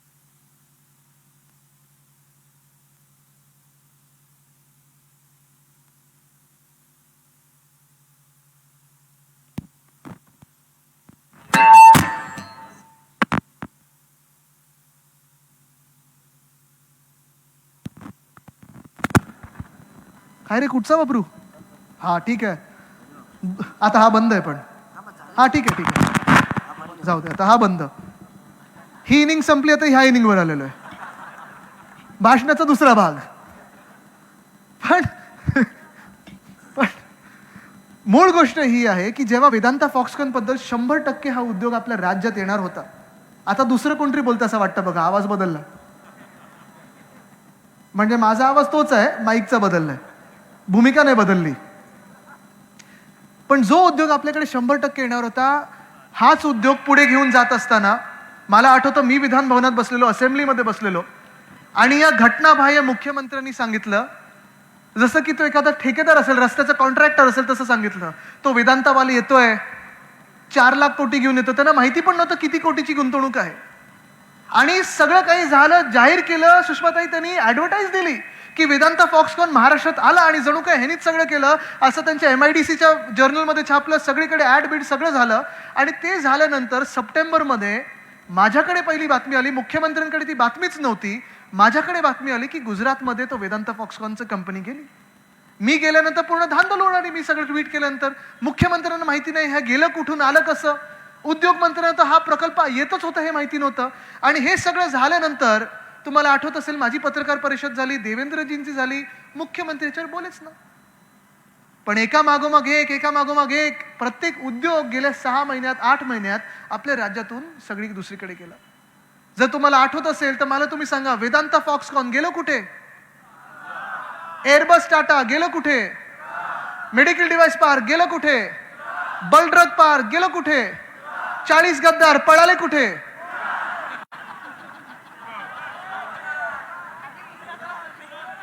कळलं तुम्हाला गुजरातला सगळ्यांना का पाठवलं? 3G आहेत अजून, हे गद्दार 3G वर अडकले. देश 5G वर गेलेला आहे. हे 3G गुजरात, गुवाहाटी, गोवा तिथेच अडकलेले आहे, त्याच्यापुढे आलेच नाहीयेत. पण कदाचित असं कधी कधी मला वाटायला लागलेलं आहे की 40 गद्दारांना सुरतेमध्ये लपवलं आणि त्याच कारणाने गुजरातचे आभार मानायला हे 5 उद्योग त्यांच्याकडे पाठवलेले आहेत. हे असंच वाटायला लागलं. आणि माझा प्रश्न हाच राहतो, जे घटनाबाह्य मुख्यमंत्री आहेत, माझा त्यांना प्रश्न आहे की तुम्ही महाराष्ट्राचे मुख्यमंत्री आहात की गुजरातचे मुख्यमंत्री आहात? आणि मला गुजरातला गेलं म्हणून दुःख त्या गोष्टीचं नाही की गुजरातला गेलं की मध्य प्रदेशला गेलं की कर्नाटकाला गेलं. भूमिका आमची नेहमी हीच राहिली. कारण महाराष्ट्रात बघा तुम्ही, ज्या ज्या जिल्ह्यामध्ये कुठचीही गुंतवणूक आली, उद्धव साहेबांनी, मला नेहमी वाटायचं कुठच्याही जिल्ह्यात गेली, कुठच्याही तालुक्यात गेली, कुठच्याही MIDC मध्ये गेली असेल तरी ती गुंतवणूक आपल्या राज्यात येते आणि आपलं राज्य पुढे चाललंय. तसंच देश पातळीवर माझी भूमिका हीच आहे की ज्या राज्यात कुठेही, मग तुम्ही मेघालयाला जा, तुम्ही त्रिपुराला जा, तुम्ही काश्मीरमध्ये जा, तुम्ही जम्मूमध्ये जा, तुम्ही बेंगालमध्ये जा, केरळात जा, तामिळनाडूत जा, महाराष्ट्रात या, गुजरातला जा, कुठेही गेलात तरी आपल्या देशात गुंतवणूक येते आणि आपला देश पुढे चाललाय, ह्याचा अभिमान आपल्याला असायलाच पाहिजे. पण राग मला तेव्हा येतो जेव्हा आपल्या इकडच्या स्थानिक भूमिपुत्रांच्या हाताचा रोजगार जो 100% ह्या राज्यात येणार होता, तुम्ही तुमच्या घाणेरड्या राजकारणामुळे तिथे पाठवता. राग मला ह्या गोष्टीचा येतो. आज जसं उद्योग क्षेत्र गढूळ झालेलं आहे, उद्योग क्षेत्रातला कोणाचाही विश्वास या मुख्यमंत्र्यांवर राहिलेला नाहीये, या सरकारवर राहिलेला नाहीये, गद्दार गँगवर राहिलेला नाहीये. तसंच तिसरा जो पर्याय असतो आपल्या तरुण मुला मुलींना तुम्ही बघा, कुठेही जा, कुठच्याही अधिकाऱ्याला विचारला, आज IAS आणि IPS अक्षरशः BMC मध्ये इंजिनियर पासून कुठे दुसरीकडे PI पर्यंत, DCP पासून कुठेही दुसरीकडे कमिशनर आणि SP पर्यंत बदली पोस्टिंगसाठी ह्या गद्दार मधले लोक पैसे मागत आहेत. आज हे घाणेरडे प्रकार आपल्या राज्यात सुरू झालेले आहेत. हे घाणेरडे प्रकार आपल्या राज्यात सुरू झाले आहेत. म्हणजे एका बाजूला कृषी क्षेत्र कोलमडलंय, दुसऱ्या बाजूला उद्योग क्षेत्र मागे चाललेलं आहे. एक सुद्धा उद्योग आपल्या राज्यात येऊ द्यायचा नाही. जो कुठचाही उद्योग आपल्या राज्यात येतोय, जिथे जिथे निवडणूक असेल तिथे तुम्ही पाठवताय. आणि तिसऱ्या बाजूला जी मुलं मुली मेहनत करतात, कधी फिजिकल पहिलं, कधी एक्झाम पहिली, कधी फिजिकल, कधी एक्झाम, भरतीसाठी येतात, कधी भरती सुरू होते, कधी बंद होते. हे सगळं झाल्यानंतर किंवा MPSC आणि UPSC झाल्यानंतर तुम्ही त्यांच्या पदांसाठी आणि पोस्टिंगसाठी, बदल्यांसाठी पैसे मागता. कसं चालणार आपलं राज्य? राज्य हा महाराष्ट्र कधीच नव्हता. हे आपल्या राज्याची ही संस्कृती कधीच नव्हती. एवढं गलिच्छ राजकारण आपल्या राज्यात कधी कोणी बघितलं नसेल. असं घाणेरडं राजकारण आणि गढूळ राजकारण आपल्या राज्यात सुरू झालेलं आहे. आणि एका बाजूला जसं मी सांगितलं की राज्याला आपल्या दिल्लीसमोर झुकवायचं, राज्याला केंद्रासमोर झुकवायचं, हे जसे प्रयत्न सुरू आहेत तसं मुंबईला देखील सगळ्यांसमोर झुकवण्याचा आज प्रयत्न सुरू झालेला आहे. झुकणार नाही हे बरोबर आहे, पण हे आपल्या हातात, हे तुमच्या हातात आहे, मुंबईकरांकडून आपल्या सर्वांच्या हातात आहे. मी शपथ घेतलेली आहे की मी माझ्या मुंबईला, माझ्या महाराष्ट्राला दिल्लीसमोर झुकू देणार नाही. तुम्ही ती शपथ घेणार आहे का आज मी विचारायला आलेलो आहे. कारण ही मुंबई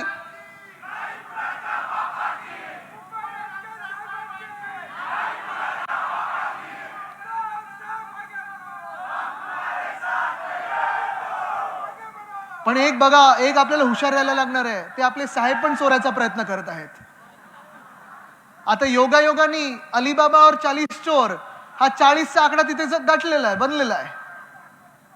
पण हे सगळं जरी होत असलं तरी मी तुम्हाला अजूनही सांगतो, वातावरण एवढं आपल्यासाठी चांगलं आहे. मुंबईकरांच्या मध्ये असेल, महाराष्ट्रात तुम्ही जिथेही जा, अक्षरशः परवा मी चेन्नईला गेलो, त्याच्यात बिहारला गेलो, कुठेही तुम्ही जा, प्रत्येकाला उद्धव साहेब आठवतात आणि उद्धव साहेब परत पाहिजेत असं मला सगळे सांगत असतात. आणि हे सगळ्या धर्मांमध्ये, सगळ्या समाजांमध्ये, सगळ्या भाषिक लोकांमध्ये आहे. ही जी भावना आहे महाराष्ट्राची आणि महाराष्ट्राच्या कुटुंब प्रमुखाची, ती प्रत्येक व्यक्तीमध्ये आहे. जरी तो कोणाचाही मतदार असला, अगदी भाजपचा जरी मतदार असला तरी मला येऊन सांगतो, नाही नाही लेकिन महाराष्ट्र के लिए उद्धव साहब ही अच्छे थे. कारण हे राजकारण कोणाला पटलेलं नाही, ही गद्दारी कोणाला पटलेली नाही. पण हे सगळं होत असताना एक ही धोक्याची घंटा तुम्ही लक्षात ठेवा. हे मी सतत सांगत आलेलो आहे आणि परत परत सांगत राहणार आहे. जसं राजकीय व्यक्तींवर, राजकीय नेत्यांवर दडपशाहीचा प्रकार सुरू आहे, आपल्या इकडे काही वरती बसलेल्या नगरसेवकांवर देखील खोट्या केसेस टाकले जात आहेत, खोटे आरोप केले जात आहेत, जुन्या काही केसेस काढून त्यांना अटक केली जात आहेत. वाघांसारखे लढतायत, वाघिणीसारखे लढतायत आणि लढत राहणार आणि जिंकणार. अपना भी टाइम आएगा और हमें लाना है वो. पण हे सगळं करत असताना तुम्हाला सांगतो, सामान्य नागरिक हा उद्धव साहेबांच्या मागे ठामपणे उभा आहे, तुमच्या सोबत उभा आहे. प्रत्येकाला माहिती आहे की बीएमसी आपण अशीच 25 वर्ष जिंकत आलेलो नाहीये काही काम न करता. 1997 मध्ये जेव्हा बीएमसी मध्ये शिवसेनेची सत्ता आली, म्हणजे ह्या आत्ताच्या टप्प्यात 25 वर्षाच्या, तेव्हा मला आठवतं, मी लहान होतो अर्थात, पण मी काही अभ्यास करत असताना आणि गेले 10 वर्ष तर मी बीएमसी जवळून पाहत आहे. अनेक नगरसेवकांसोबत इथे काम केलेलं आहे, पालकमंत्री म्हणून असेल, त्याच्या आधीपासून असेल. रात्रीचे तुम्ही अनेक लोक माझ्यासोबत रस्त्यांच्यासाठी दौऱ्यावर आलेले आहात. 10 नंतर आपण प्रत्येक महापौरांबरोबर, स्टँडिंग कमिटी बरोबर रात्री 2-2 वाजेपर्यंत फिरलेलो आहे. कारण लोकांची गैरसोय नको, ट्रॅफिक व्हायला नको, पण रस्त्यांची कामं नीट झाली पाहिजेत, पाईपलाईनची कामं नीट झाली पाहिजेत. पण 1997 मध्ये जेव्हा आपण सत्तेवर आलो, तेव्हा साधारणपणे बीएमसीचं डेफिसिट बजेट होतं 600 कोटीचं, 600 ते 650 कोटीचं. मुंबईला आपण आर्थिक राजधानी समजायचो, आर्थिक केंद्र समजायचो, आणि अशा मुंबईचं जे बजेट होतं ते डेफिसिटमध्ये होतं. आर्थिक मांडणी करून, बजेटचं पूर्ण नीट प्लॅनिंग करून, खर्च कमी न करता जे काही आपल्याला चांगलं करायचं होतं ते करत करत करत करत शिवसैनिकांच्या मेहनतीमुळे, उद्धव साहेबांनी लक्ष घातल्यामुळे आपण आज ती बीएमसी फिक्स्ड डिपॉझिटमध्ये आणि सरप्लस बजेट 90,000 कोटीचं दाखवत आहोत. या राज्यामध्येच नाही, या देशामध्ये नाही, तर ह्या आशिया खंडामध्ये तुम्ही मला एक सुद्धा महानगरपालिका दाखवा जिचं बजेट हे सरप्लस मध्ये असतं, तरी देखील प्रत्येक सोयी सुविधा चांगल्या किमतीत आपण देऊ शकतो. तुम्ही सांगा मला, आज ह्या मुंबईमध्ये जे काही आपण करत आलेलो आहोत गेल्या 25 वर्षामध्ये, लोकांचा आशीर्वाद आणि विश्वास आपल्यावर एवढा ठामपणे बसलेला आहे की शिवसेनेत आणि मुंबईमध्ये जे काही घडतं ते लोकांच्या हितासाठी घडत असतं. मुंबईसाठी शिवसेना, शिवसेनेसाठी मुंबई, दुसरा पर्याय नाही. आज प्रत्येक मुंबईकरांच्या मनात आणि हृदयात हे बसलेलं आहे. सुरुवात करायची तर कुठून करायची? ब्रँडिंग आज गद्दार गँग स्वतःच करत आहेत. आत्ताच जर तुम्ही बघितलं तर हिंदू सम्राट बाळासाहेब ठाकरे आपला दवाखाना, ही संकल्पना आपली, स्कीम आपली, आपल्या बजेटमधून केलेलं काम. फीत कापायला गेलं कोण? बरोबर आहे. आणि तुम्ही चांगलं करताय, गद्दारांना नाव नाही, इथे गद्दार म्हणूनच हिलून फिरतात. गद्दार गेले. फोटो कोणाचे असे करत दोघांचे? मोठ्या साहेबांचा फोटो किती छोटा लावला बघितलं का तुम्ही? एकदम असं भुरकट लावलं, दिसतोय की नाही दिसत असं ते वाटतंय. हे हे ह्यांचं राजकारण आहे. म्हणजे मोठ्या साहेबांचा फोटो चोरायचा, स्वतःसाठी वापरायचा, आणि फोटो जेव्हा गरजेचा असेल तेव्हा 25 फुटाचा करायचा, नाहीतर आपला फोटो दोघांचा मस्त असा लावायचा, पण मोठ्या साहेबांना विसरून जायचं. हे यांचं राजकारण आहे. STP सिवेज ट्रीटमेंट प्लांट साधारणपणे 2700 मिलियन लिटर पाणी प्रतिदिन आपण ह्या मुंबईमध्ये आणणार आहोत. 10 वर्ष लागली, कारण सुप्रीम कोर्ट आणि NGT मध्ये 10 COD करायचं की 30 COD करायचं ह्याच्यात वाद होता. तो वाद सुटल्यानंतर सुप्रीम कोर्ट मॉनिटर टेंडर झाले. मागच्या मे पर्यंत ही टेंडर पूर्ण झालेली. जुलैमध्ये नारळ फुटणार होता. सरकार आपलं पडलं, गद्दारांचं सरकार आलं. 6 महिने त्यांनी उशीर केला आणि ते काम आता सुरू केलेलं कुठे? आपण केलेलं काम आहे. अभिमानाने सांगू शकतो आपण केलेलं काम आहे. आणि होय, उद्घाटनाला शिवसैनिकच असणार, हे आज तुम्ही लिहून घ्या. शिवसेनेचा महापौर असणार, शिवसेनेचा मुख्यमंत्री असणार. तसंच BST बस, आज मी ट्विट केलेलं आहे, आजच बोललेलो आहे. उद्धव साहेबांचं स्वप्न होतं, माझं त्याच्यावर थोडं ॲडिशनल स्वप्न होतं. उद्धव साहेबांचं स्वप्न डबल डेकर बसचं होतं. मी उद्धव साहेबांना थोडा हट्ट धरला, नाही इलेक्ट्रिक डबल डेकर आणूया. त्यांनी विचारलं, आदित्य आणणार कुठून? देशात कुठे इलेक्ट्रिक बस नाहीये, बघ तुला मिळते का कुठे? मी नोव्हेंबरमध्ये मागच्या COP26 ला स्कॉटलंडला गेलेलो. 2-4 इलेक्ट्रिक बसच्या वेगळ्या कंपन्या बघितल्या. आल्यानंतर टेंडर काढलं. इलेक्ट्रिक बस डबल डेकर देशातली पहिली आणली आपण, शिवसेनेने आणली.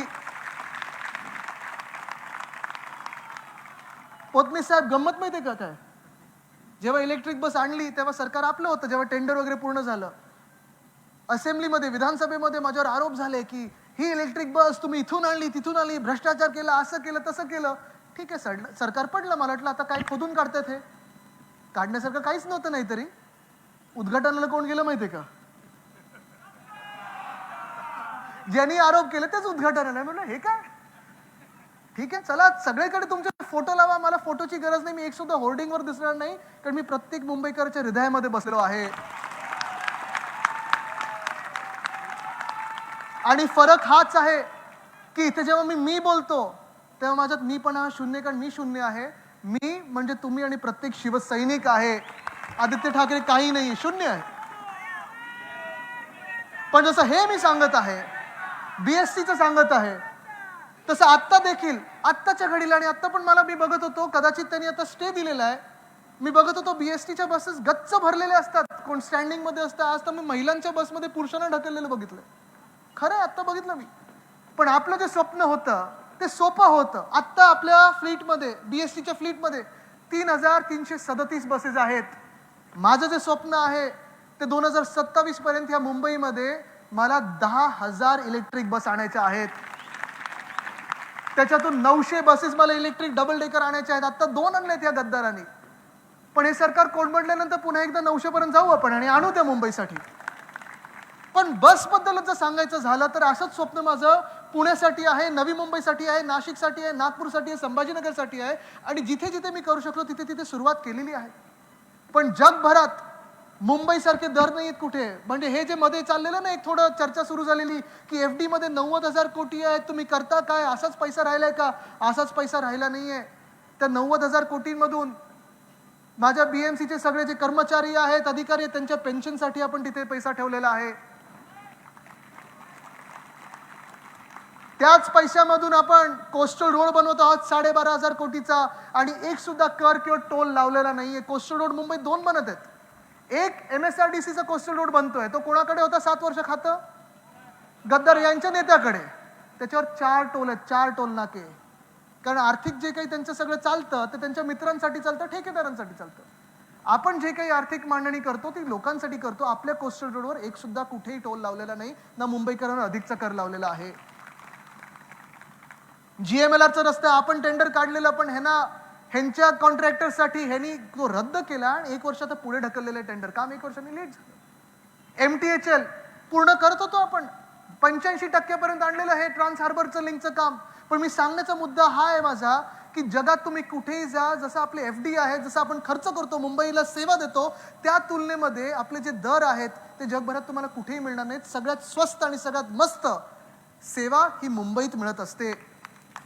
इथे BSTने प्रवास किती करतात लोक? सगळे करतात? आता तुम्ही मला सांगा, BST मध्ये जर प्रवास करायचा असेल, 5 किलोमीटर जायचं असेल तर किती रुपये लागतात? 5 रुपये. एसीने जायचं असेल तर 6 रुपये. 10 किलोमीटर जायचं असेल तर किती लागतात? 10 रुपये. 15 किलोमीटर जायचं असेल किती लागतात? 15 रुपये. आणि 15 किलोमीटरहून जायचं असेल कुठूनही कुठे, कितीही किलोमीटर जायचं असेल तर 20 रुपयात तुम्ही कुठेही जाऊ शकता. हे दर मी जेव्हा अशाच COP26च्या एका दौऱ्यावर गेलेलो आणि तिकडच्या एका इंग्लंडमधल्या महापौरांना सांगितलं, त्यांचं नाव नाही घेणार कारण कदाचित ते आता पुढच्या काही वर्षांमध्ये प्रधानमंत्र्याच्या रेसमध्ये राहणार. तिथे मैत्री चांगली झाली माझी त्यांच्याबरोबर. मी त्यांना सांगत होतो की माझ्याकडे 5 रुपये. त्यांनी विचारलं 5 रुपये म्हणजे नक्की किती? मी बोललो आज तुमच्याकडे जो 1 पाऊंड आहे तो आमच्याकडे 100 रुपये, म्हणजे तुम्ही मोजा किती होतं. त्यांच्याकडे 5 पाऊंडाला 1 किलोमीटर आहे, म्हणजे 500 रुपये 1 किलोमीटरला आहे. ते थक्क झाले. ते बोलतात तुम्ही ही सेवा देतात कशी? आणि मी सांगितलं BST नुसतं बस सेवा नाही तर आम्ही विजेचं देखील सेवा देत असतो आणि ती परवडणारी देत असतो. आत्ता वाढवलेत वाटतं त्यांनी, पण परवडणारी वीज असेल, परवडणारं पाणी असेल. मला वाटतं मुंबईत देखील पाणी आपल्याला जे BMCला पाणी मिळतं ते 11.5 रुपये प्रति पर्सन पर 1000 लिटर मिळतं. लोकांना किती रुपयात मिळतं? 3.5 रुपयात. हे जे दिल्लीमध्ये आप सरकारने आता करून दाखवलेलं आहे ते आपण 15 वर्षापूर्वी लोकांच्या सेवेसाठी केलं. मान्य आहे काही काही ठिकाणी थोडी अडचण होते कारण पाणी आपल्याला कमी पडतं, लोकसंख्या वाढत चाललेली आहे, शहर वाढत चाललेलं आहे. 400 MLD पाणी आपल्याला कमी आहे. पण त्याच 400 MLD साठी जे अनेक वर्ष जो प्रकल्प होत नव्हता गारगाई पिंजाळचा, तो प्रकल्प मार्गी लावण्याचा यांचा मनोदय होता. उद्धव साहेबांसमोर माझ्यासमोर देखील आला, पण तो प्रकल्प आपण थोडा बॅकबर्नवर ठेवला, थोडा रद्द करण्याचा प्रयत्न केला. कारण त्या प्रकल्पामुळे टांसा वाईल्ड लाईफ सँच्युरीमध्ये 5 लाख झाडं कापणार, धरण बांधायला पुढची 10 वर्ष लागणार, तिथून पाईपलाईन टाकायला मुंबईला पुढची अजून 5 वर्ष लागणार. साधारणपणे 60 ते 70 हजार कोटीचा खर्च झाला असता आणि पाणी आलं असतं 400 MLD. त्यात मी दुसरा उपाय शोधला ज्याच्यावर परत माझ्यावर टीका झाली, माझ्यावर आरोप झाले आणि आत्ताच्या बजेटमध्ये पुन्हा एकदा त्यांनी तेच दाखवलंय माझं काम, मुख्यमंत्र्यांचं नाव टाकून. ठीक आहे, नाव कोणाचंही टाका. डिसॅलिनेशनचा प्रोग्राम आपण इस्रायलच्या देशाबरोबर सुरू केला. साधारणपणे 1200 कोटीमध्ये जे मला 400 MLD प्लस 200 MLD मिळतंय तिथे मी 70,000 कोटी कशाला टाकू? आणि एका बाजूला जे मी सांगत सतत की मुंबईकरांचा पैसा वाचवत आपण अशी चांगली कामं करत, शाळांची कामं असतील इथे संध्याताई बसलेल्या आहेत, पलीकडे गुडेकर ताई असतात, ह्या सगळ्या जेव्हा आणि अंजली ताई होत्या आपल्या ज्या आपल्या एज्युकेशन कमिटीवर अध्यक्ष होत्या, ह्यांनी देखील काम बघितलेलं आहे. आपल्या शाळेमध्ये साधारणपणे 3.25 लाख विद्यार्थी असतात, 8 भाषांमध्ये शिकतात. मग मराठी आहे, इंग्लिश आहे, सेमी इंग्लिश आहे, हिंदी आहे, उर्दू आहे, गुजराती आहे, तमिळ आहे, तेलुगू आहे, कन्नडा आहे आणि 10वी भाषा आपण टेक्नॉलॉजी ही आणली. जे उद्धव साहेबांनी व्हर्च्युअल क्लासरूम आणलं, टॅब्स आणले, जगात कदाचित पहिल्यांदा असेल. पण हे सगळं करत असताना मी बोललो इथे थांबायचं नाही. अनेक वेळा मी वाचत असायचो, खूप वर्ष मी वाचत असायचो की प्रत्येक वेळी आपले ऍडमिशन कमी होत आहेत, मुलांची संख्या कमी होत आहे, घटत चाललेली आहे. तेव्हा मी सांगितलं चला आपण एक वेगळा प्रयोग करूया. संध्याताई तुम्ही चेअरमन होतात तेव्हा ह्या मुंबईमध्ये आपण 12 शाळा अशा केल्या ज्या IB, IGCSE, ICSE आणि CBSE होत्या. माझा हेतू हाच होता की जसं माझ्या शाळेत किंवा माझ्या आई वडिलांना संधी होती की मला चांगल्या शाळेत टाकावी, ICSE पाहिजे की CBSE पाहिजे की IB पाहिजे, ते त्यांच्या अनुसार झालं. तसंच इकडच्या मुंबईकरांना, स्थानिक नागरिकांना देखील मोफत चांगल्या शिक्षणाची संधी मिळावी. कारण समाज जर शिकला तर समाज पुढे जाऊ शकतो, हा विचार घेऊन आम्ही पुढे चाललेलो. पण पहिल्यांदा मुंबईमध्ये मला जाणवलं की जे माझं स्वप्न होतं, अनेक वेळा मला लोकप्रतिनिधी म्हणून मला लोक येतात, मला भेटायला येतात, मतदारसंघातले येतात की आदित्यजी तुमचं मला पत्र पाहिजे. का रे? नाही मला ह्या कॉन्व्हेंट शाळेत ॲडमिशन पाहिजे, मला ह्या चांगल्या कॉलेजमध्ये ॲडमिशन पाहिजे. पहिल्यांदा मला गेल्या 3 वर्षामध्ये पत्र यायला लागली की BMCच्या ह्या शाळेत मला ॲडमिशन पाहिजे. 4000 सीटसाठी 10,000 ॲप्लिकेशन आले, लॉटरी काढायला लागली. ज्या मिनिटाला BMCच्या शाळेची लॉटरी काढायला लागते ना तेव्हा आपण विचार करतो की BMCच्या शाळेमध्ये आता चांगलं काहीतरी होईल, भवितव्य घडू शकतं. आणि हा विचार घेऊन आपण मुंबईला पुढे चाललेलो आहोत. पण एका बाजूला हे सगळं करत असताना आता 1 वर्षात निवडणुका झालेल्या नाहीयेत. कोविडच्या काळात देखील आपण बघितलं असेल जे काही मुंबईला आपण सांभाळलं, जगभरात आपण बघितलं की कोविडच्या काळात मुंबई म्हणून आपण जसं काम केलं, धारावी मॉडेल असेल, मुंबई मॉडेल असेल, जगाने कौतुक केलं. तेच कोविड संपल्यानंतर जे निवडणुका व्हायला पाहिजे होत्या ते निवडणुका अजून घ्यायला तयार नाहीयेत.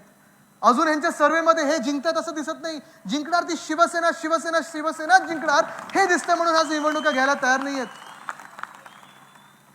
पण सरकार बदलल्यानंतर मुंबईच्या फिक्स डिपॉझिटवर ह्यांचा डोळा आहे, मुंबईच्या पैशावर ह्यांचा डोळा आहे आणि घोटाळ्यामागे घोटाळे करायला सुरू केलेले आहे यांनी. हे भ्रष्टाचारी सरकार आहे, हे गद्दारांचं सरकार आहे आणि मुंबईला देखील झुकवण्याचं काम आज हे घाणेरडं करत आहेत. 6,500 कोटीचा घोटाळा रस्त्यांचा. अनेक रस्ते, आपण ज्या रस्त्यावर बसलो तो देखील कॉन्क्रीटचा रस्ता आहे, पण एक भूमिका आपण नेहमी मुंबईत मांडली होती की मुंबईतले जे रस्ते आहेत ते काही रस्ते कॉन्क्रीटचे असावेत आणि जे 30 फुटाच्या रुंदीचे कमी असतील रस्ते ते नेहमी ॲस्फॉल्टचे करतो की UTWTचे करतो.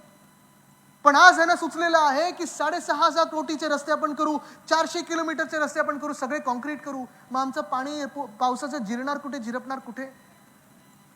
आणि हा विचार जर केला तर ठीक आहे, चला तुम्हाला रस्ते कॉन्क्रीट करायचे करा, पण कोणासाठी करताय? तुम्ही मुंबईकरांसाठी करताय की तुमच्या कॉन्ट्रॅक्टर मित्रांसाठी करताय? आज हे उत्तर त्यांनी द्यायला पाहिजे. मी जेव्हा 3 पत्रकार परिषदा घेतल्या, बरोबर त्यावेळी BMCनी मग माझ्या पत्रकार परिषदेला उत्तर म्हणून त्यांनी सांगितलं, नाही 48% अभाव नाही देणार, तर आम्ही 40% अभाव देऊ आणि निगोशिएट करणार नाही. 5 ठेकेदार बरोबर, प्रत्येकाला 1 कॉन्ट्रॅक्ट मिळालंय आणि प्रत्येकाने साधारणपणे 40% अबोव्हवर कॉन्ट्रॅक्ट घेतलेलं आहे. जेव्हा मी पत्रकार परिषद घेतली आणि BMCने पाऊल उचललं, माझ्या पत्रकार परिषदेमुळे साधारणपणे मुंबईचे 450 कोटी वाचलेले आहेत. 450 कोटी वाचलेले आहेत. आणि परवाकडे मी पत्र लिहिलंय म्युनिसिपल कमिशनरना की जे तुम्ही विचार करते की 10% ॲडव्हान्स मोबिलायझेशन द्यायचं कॉन्ट्रॅक्टर्सना, जोपर्यंत मुंबईत, आणि मुंबईत मी अनेक वर्ष काम केलेलं आहे, पालकमंत्री म्हणून देखील आम्ही ट्रॅफिक पोलीस बरोबर बसायचो, प्रत्येक गल्लीचं प्लॅनिंग करायचो, कधी परवानगी मिळाली पाहिजे, कशी परवानगी मिळाली पाहिजे, किती लांबीची परवानगी मिळाली पाहिजे, कारण साधारणपणे 50 ते 100 मीटरच्या पुढे परवानगी मिळत नाही. आपल्या रस्त्याच्या खालती, ज्या रस्त्यावर तुम्ही बसलेला आहात, तुमच्या खालती साधारणपणे 43 युटिलिटीज आहेत. मग जिओची लाईन असेल, MTNLची लाईन असेल, महानगर टेलिकॉमची, महानगर गॅसची लाईन असेल, पाण्याचे ड्रेनेज असेल, स्टॉर्म वॉटर ड्रेनेज असेल, पावसाचं पाणी वेगळं, सिवेजचं पाणी वेगळं, हे सगळं तुमच्या रस्त्याच्या खालती असतं. ह्याची सगळ्यांची सांगड घालून आपल्याला काम करायला लागते. 400 किलोमीटर रस्ते तुम्ही एका वर्षात करून दाखवा, मी तुम्हाला चॅलेंज देतो. मुंबईत शक्य नाही. आणि जे आपण कामं केलेली आहेत ती लोकांसमोर आहेत, कधी खोटं बोललेलं नाहीये. आणि मी अनेक वेळा सांगितलेलं की मुंबई असेल, पुणे असेल, नाशिक असेल, एका रात्रीत तुम्ही कुठचंही शहर खड्डेमुक्त करू शकत नाही. जो कोणी हे बोलतं तर खोटं बोलतं. आणि आज मी चॅलेंज द्यायला काही हरायला तयार आहे. पण आज ह्यांच्या ठेकेदारांना मदत करायची म्हणून ह्यांनी नवीन मार्ग काढला की ॲडव्हान्स मोबिलायझेशन आपण देणार 10%चं. ॲडव्हान्स मोबिलायझेशन म्हणजे काय? रस्त्याची कामं सुरू व्हायच्या आधी 10% पैसे यांना देणार. 650 कोटी तुमचे आमचे मुंबईकरांचे घामाचा पैसा या ठेकेदारांच्या खिशात जाणार आणि 1 वर्ष ही कामं पण करणार नाही. ऑक्टोबरपर्यंत त्यांना परवानगी मिळणार नाही, पावसाळ्यात कामं होऊ शकत नाहीत. मग का मुंबईचे 1000 कोटी तुम्ही त्या ठेकेदारांच्या घशात घालताय? हे ठेकेदार कोणाला किकबॅक देत आहेत, कुठच्या पक्षाला डोनेशन देणार आहेत, कुठचे इलेक्टोरल बॉन्ड्स घेणार आहेत, कुठची निवडणुका तुम्ही लढणार आहात, हे आज उत्तर मुंबईला मिळायला पाहिजे. पण मुंबईला उत्तर द्यायला आज कोणी ह्या सरकारमध्ये राहिलंच नाही. मुळात जर तुम्ही बघितलं तर उद्धव साहेबांच्या सरकारमध्ये 5 की 6 लोक आम्ही मुंबईकर होतो. पहिलं म्हणजे मुख्यमंत्रीच मुंबईकर होते आणि अस्सल मुंबईकर होते आणि ते करणार आपण परत. पण मी होतो, अनिल परब साहेब असतील, सुभाष देसाई साहेब असतील, वर्षाताई गायकवाड असतील, अस्लम शेखजी असतील, आम्ही कितीतरी लोक ह्या मुंबईचे होतो आणि मुंबईच्या हिताचे बोलायचो. आजच्या मंत्रिमंडळामध्ये मुंबईचं तुम्हाला कोणी वाटतंय काय आहे? कोणी नाही. इंच मुंबईचं जाणणारं कोणी नाही. एक व्यक्ती आहे, पण तिला स्क्वेअर फूट विकायचं कसं मुंबईचं माहितीये. पण सामान्य मूळ मुंबईकर कोणी नाही तिथे. आज ह्या मंत्रिमंडळामध्ये महिला कोणी नाहीये, मुंबईकर कोणी नाहीये, शेतकऱ्यांचा आवाज ऐकायला कोणी नाहीये, तरुणांचा आवाज ऐकायला कोणी नाहीये. जेवढ्या संध्या प्रत्येक जाती जमातीला असेल, प्रत्येक वय गटाला असेल, महिलांना असेल, आपल्या सरकारमध्ये होत्या, तेवढ्या संध्या कोणालाच मिळाल्या नाहीये.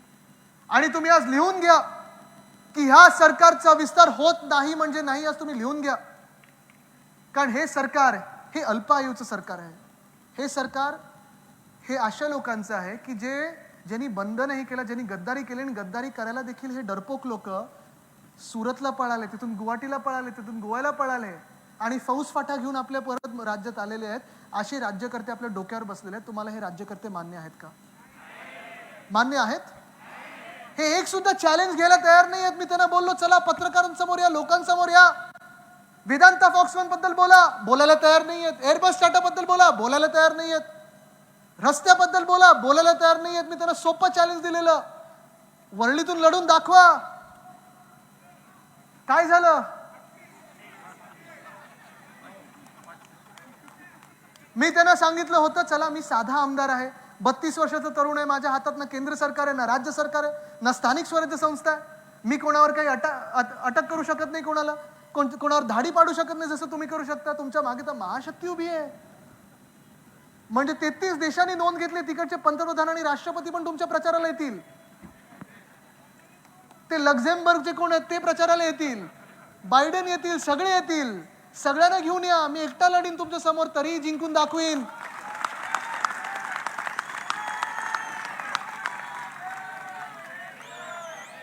पण मुंबईकरांनी दाखवलं, वरळीकरांनी दाखवलं की प्रामाणिकपणा आणि प्रामाणिकता काय असते.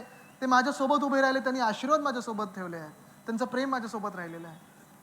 नंतर मी त्यांना मग त्याच दिवशी त्यांनी सुरू केलं. त्यांनी भाजपच्या IT सेलला सांगितलं, त्यांनी गद्दार यांच्या नेत्यांना सांगितलं की भरमसाठ शिव्या द्या आदित्य ठाकरेंना. कोणी बोललं मेंटल हॉस्पिटलमध्ये टाकलं पाहिजे, कोणी बोललं डिपॉझिट केलं पाहिजे, कोणी बोललं असं करा तसं करा. बोललं चला सगळं मान्य आहे, आता तरी लढा. तयार झाले? बोलायला तयार नाहीत कुठे.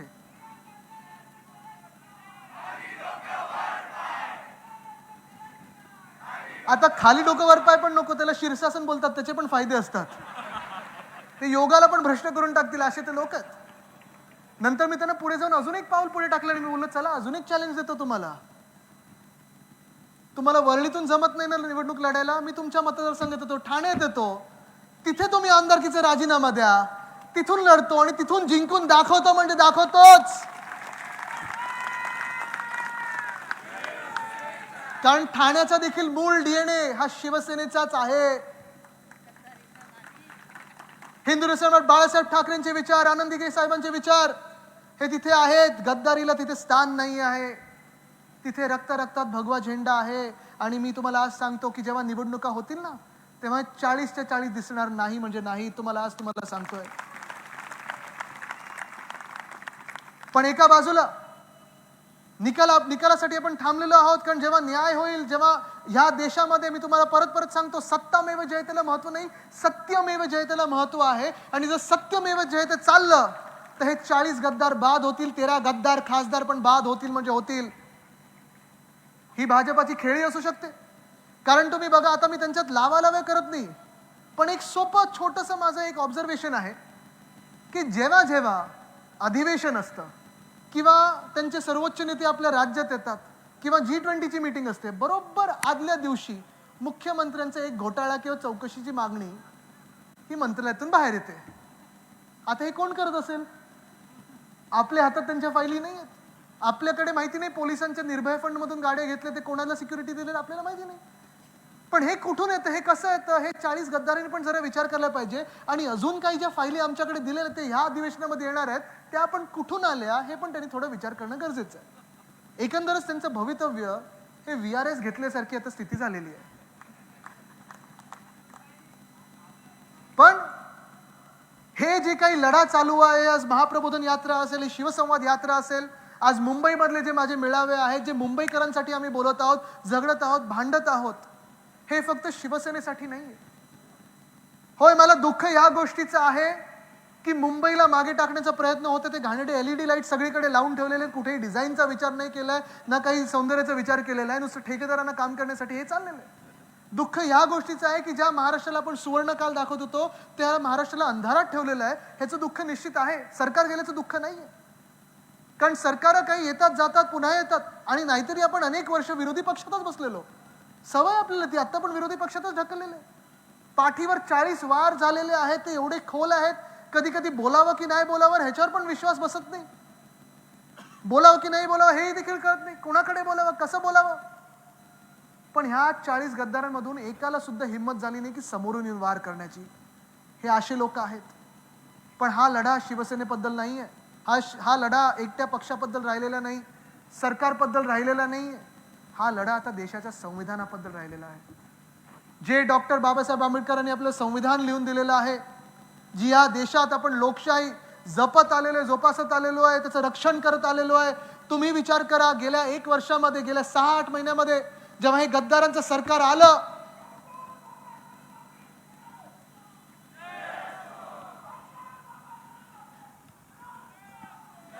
बरोबर आहे.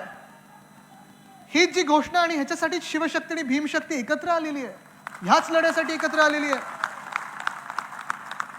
पण आज तुम्ही विचार करा, ह्या देशात संविधान आहे की नाही इथपासून विचार सुरू व्हायला लागलेला आहे. खरं तर हे राज्यपाल जे महाराष्ट्र द्वेष्टे आहेत त्यांना कधीच पाठवून द्यायला पाहिजे होतं, कधीच मुख्यमंत्री त्यांच्यावर बोलायला पाहिजे होते. पण झालं काही, मुख्यमंत्री एक शब्द बोलले नाहीत. परवा ज्या बदल्या झाल्यात, आपण आंदोलन केलं त्यामुळे झाल्या. परवा ज्या बदल्या झाल्या तर 10 लोकांच्या बदल्या झाल्या, 10 राज्यपालांच्या बदल्या झाल्या, त्याच्यात झालं. पण काल देखील की आज देखील मला वाटतं मंत्रिमंडळाने ठराव पास केलेला आहे राज्यपालांचं अभिनंदनासाठी. का अभिनंदन केलं? कशासाठी अभिनंदन केलं राज्यपालांचं? कारण तुम्ही छत्रपती शिवाजी महाराजांचा अपमान केला ह्याच्यासाठी अभिनंदन केलं, की महात्मा ज्योतिबा फुलेंचा आणि सावित्रीबाई फुलेंचा अपमान केला ह्याच्यासाठी अभिनंदन केलं, की तुम्ही ह्याचसाठी अभिनंदन केलं त्यांचं की जे घटना पकडून, जे डॉक्टर बाबासाहेब आंबेडकरांनी जी घटना लिहिली, जी संविधान लिहिलं, त्याचप्रमाणे जे महाविकास आघाडी सरकार होतं त्या सरकारला पाडून एक घटना बाह्य सरकार जे संविधानाचा अपमान करत आहे सतत, त्या सरकारला तुम्ही बसवलं मांडीवर, ह्याच्यासाठी तुम्ही त्यांचं अभिनंदन केलं. आज हा विचार करण्याची आपल्याला वेळ आलेली आहे. आणि असंच जर चालत राहिलं, जसं आज राजकीय नेत्यांवर अटका होतात, केसेस लावले जातात, तसं पत्रकारांवर देखील सुरू होणार आहे. ते झालेलं आहे, ते झालेलं आहे. त्यांना HMB पत्रकार बोललं जातं, त्यांच्यावर दाढी टाकल्या जातात, त्यांच्यावर दडपण आणलं जातंय की आला आवाज तर आमचाच यायला पाहिजे, सत्याचा आवाज ऐकू आला नाही पाहिजे. आज तुम्ही बघा हालत काय ह्या देशाची. या राज्यामध्ये 40 आमदार, 13 खासदार हे गद्दारी करून पलीकडे गेलेले आहेत, पण कुठे एकाला सुद्धा निवडणुकीला सामोरी जायला लागलं नाहीये. खरं तर राजकीय प्रथा काय आहे, संविधानाची प्रथा काय आहे, घटना काय सांगते की लोक विचारसरण्या बदलू शकतात, विचारधारा बदलू शकतात, पक्ष बदलू शकतात, पण तुम्हाला तुमच्या आमदारकीचा, खासदारकीचा, नगरसेवक पदाचा राजीनामा द्यायला लागतो आणि पलीकडे जाऊन निवडणूक जिंकायला लागते, जनतेचा कौल घ्यायला लागतो. पण आज या राज्यामध्ये घटनाबाह्य सरकार बसलेलं आहे. आज ह्या राज्यामध्ये एक संविधानाचा अपमान करणारं सरकार बसलेलं आहे. आज ह्या राज्यामध्ये लोकशाहीचा खून करून हे सरकार बसलेलं आहे. आणि ह्या राज्यामध्ये 20हून जास्ती महानगरपालिका, नगरपालिका, जिल्हा परिषदांची निवडणूक घ्यायला तयार नाहीत. का? तर त्यांना सोयीचं नाही, त्यांचे सर्वे चांगले नाही येत आहेत आणि म्हणून आज निवडणूक होत नाही. आज जग देखील बघत आहे, हैराण झालेलं आहे की आपल्या देशात जिथे G20च्या बोर्डवर सगळीकडे लिहिलेलं आहे mother of democracy, he democracy नेमकी गेली कुठे, आज हा प्रश्न पडलेला आहे. तुम्ही मला सांगा, तुम्हाला वाटतंय का आपल्या देशात, आपल्या राज्यामध्ये ही लोकशाही जिवंत आहे? तुम्हाला वाटतंय का की आपलं हे जे सरकार गद्दारांचं बसलेलं आहे हे संविधानाला पकडून बसवलेलं आहे? नाही बसवलेलं आहे. आणि हे किती दिवस चालवायचं, किती दिवसांना डोक्यावर घ्यायचं, आज हा विचार आपल्याला करणं गरजेचं आहे. आणि म्हणून हा लढा आपण लढत आहोत, म्हणून हे जिद्दीने आपण ताकद एकत्र करून आपण लढत आहोत. ज्या निवडणुका येतील, जेव्हा येतील, कदाचित एप्रिलमध्ये लावतील, कदाचित सप्टेंबरमध्ये लावतील, कदाचित लोकसभेसोबत लावतील, पण आपल्याला तयार राहायला लागणार आहे, आपल्याला एकत्र राहायला लागणार आहे. जे वातावरण आहे महाराष्ट्रामध्ये, जी बघत आहे वातावरण, ते अतिशय एक सुंदर चांगलं वातावरण बनत आहे. कारण लोकांना देखील हे संविधान वाचवण्यासाठी लढायचं आहे, लोकांना देखील लोकशाहीसाठी लढायचं आहे, लोकांना देखील सत्याच्या सोबत उभं राहायचं आहे. आणि आपण बघा, जे सर्वे आलेले आहेत त्याच्यात 36 जागा महाविकास आघाडीला दाखवले आहेत 48 मधून. आणि ह्याच कारणास्तव हे निवडणुका घेत नाहीत. इथून पुढे निघायच्या आधी मी आपल्याला एकच प्रश्न विचारणार आहे की हा लढा मी आहे, लढत आहे, माझ्यासोबत सगळे साथीदार आहेत, तुम्ही सगळे आहेत, पण ही जी लढाई आहे, ही लढाई कशी लढत आहे ते समोरून, ही लढाई सोपेपणे लढत आहेत. आपल्याला कदाचित मार्ग कठीण वाटत असेल, कारण आपल्याला एकत्र लढायचं, एकत्र ठेवणं हे खूप कठीण असतं. वाद निर्माण करणं हे खूप सोपं असतं. कदाचित हे वाद अनेक वेगळ्या वेगळ्या समाजामध्ये करून देतील, तुम्ही असे विखुरले जाणार आहात का? हे वाद भाषामध्ये निर्माण करून देतील, तुम्ही विखुरले जाणार आहात का? हे वाद जातीमध्ये निर्माण करून देतील, तुम्ही विखुरले जाणार आहात का? धर्मामध्ये करून देण्याचा प्रयत्न करतील, तुम्ही वेगळे भांडणार आहात का? कारण हा लढा, जसं मी सांगितलं, हा लढा शिवसेनेसाठी नाही, हा देशासाठी लढा आहे. आणि हा लढा आपण लढायला पाहिजे आणि जिंकणार हे खात्री घेऊनच लढायला पाहिजे. ही जी एकजूट आहे आपली, ही जी ताकद आहे आपली, हे घाबरतात ह्या ताकदीला, हे घाबरतात हे एकजुटीला, आणि म्हणून हे वाद निर्माण करण्याचा प्रयत्न करतात. पण आज जर आपण शपथ घेतली की हा भगवा झेंडा हाती घेऊन जर आपण निघालो, तर तुम्हाला सांगतो, जे स्वाभिमान, जे सुवर्ण काळ आपण महाराष्ट्राला दाखवत होतो तो पुन्हा आणण्याशिवाय आपण राहणार नाही, ह्या शपथ घेऊन पुढे निघूया. एवढंच सांगतो आणि तुर्तास आपली रजा घेतो. धन्यवाद. जय हिंद, जय महाराष्ट्र, वंदे मातरम. धन्यवाद आदित्य साहेब.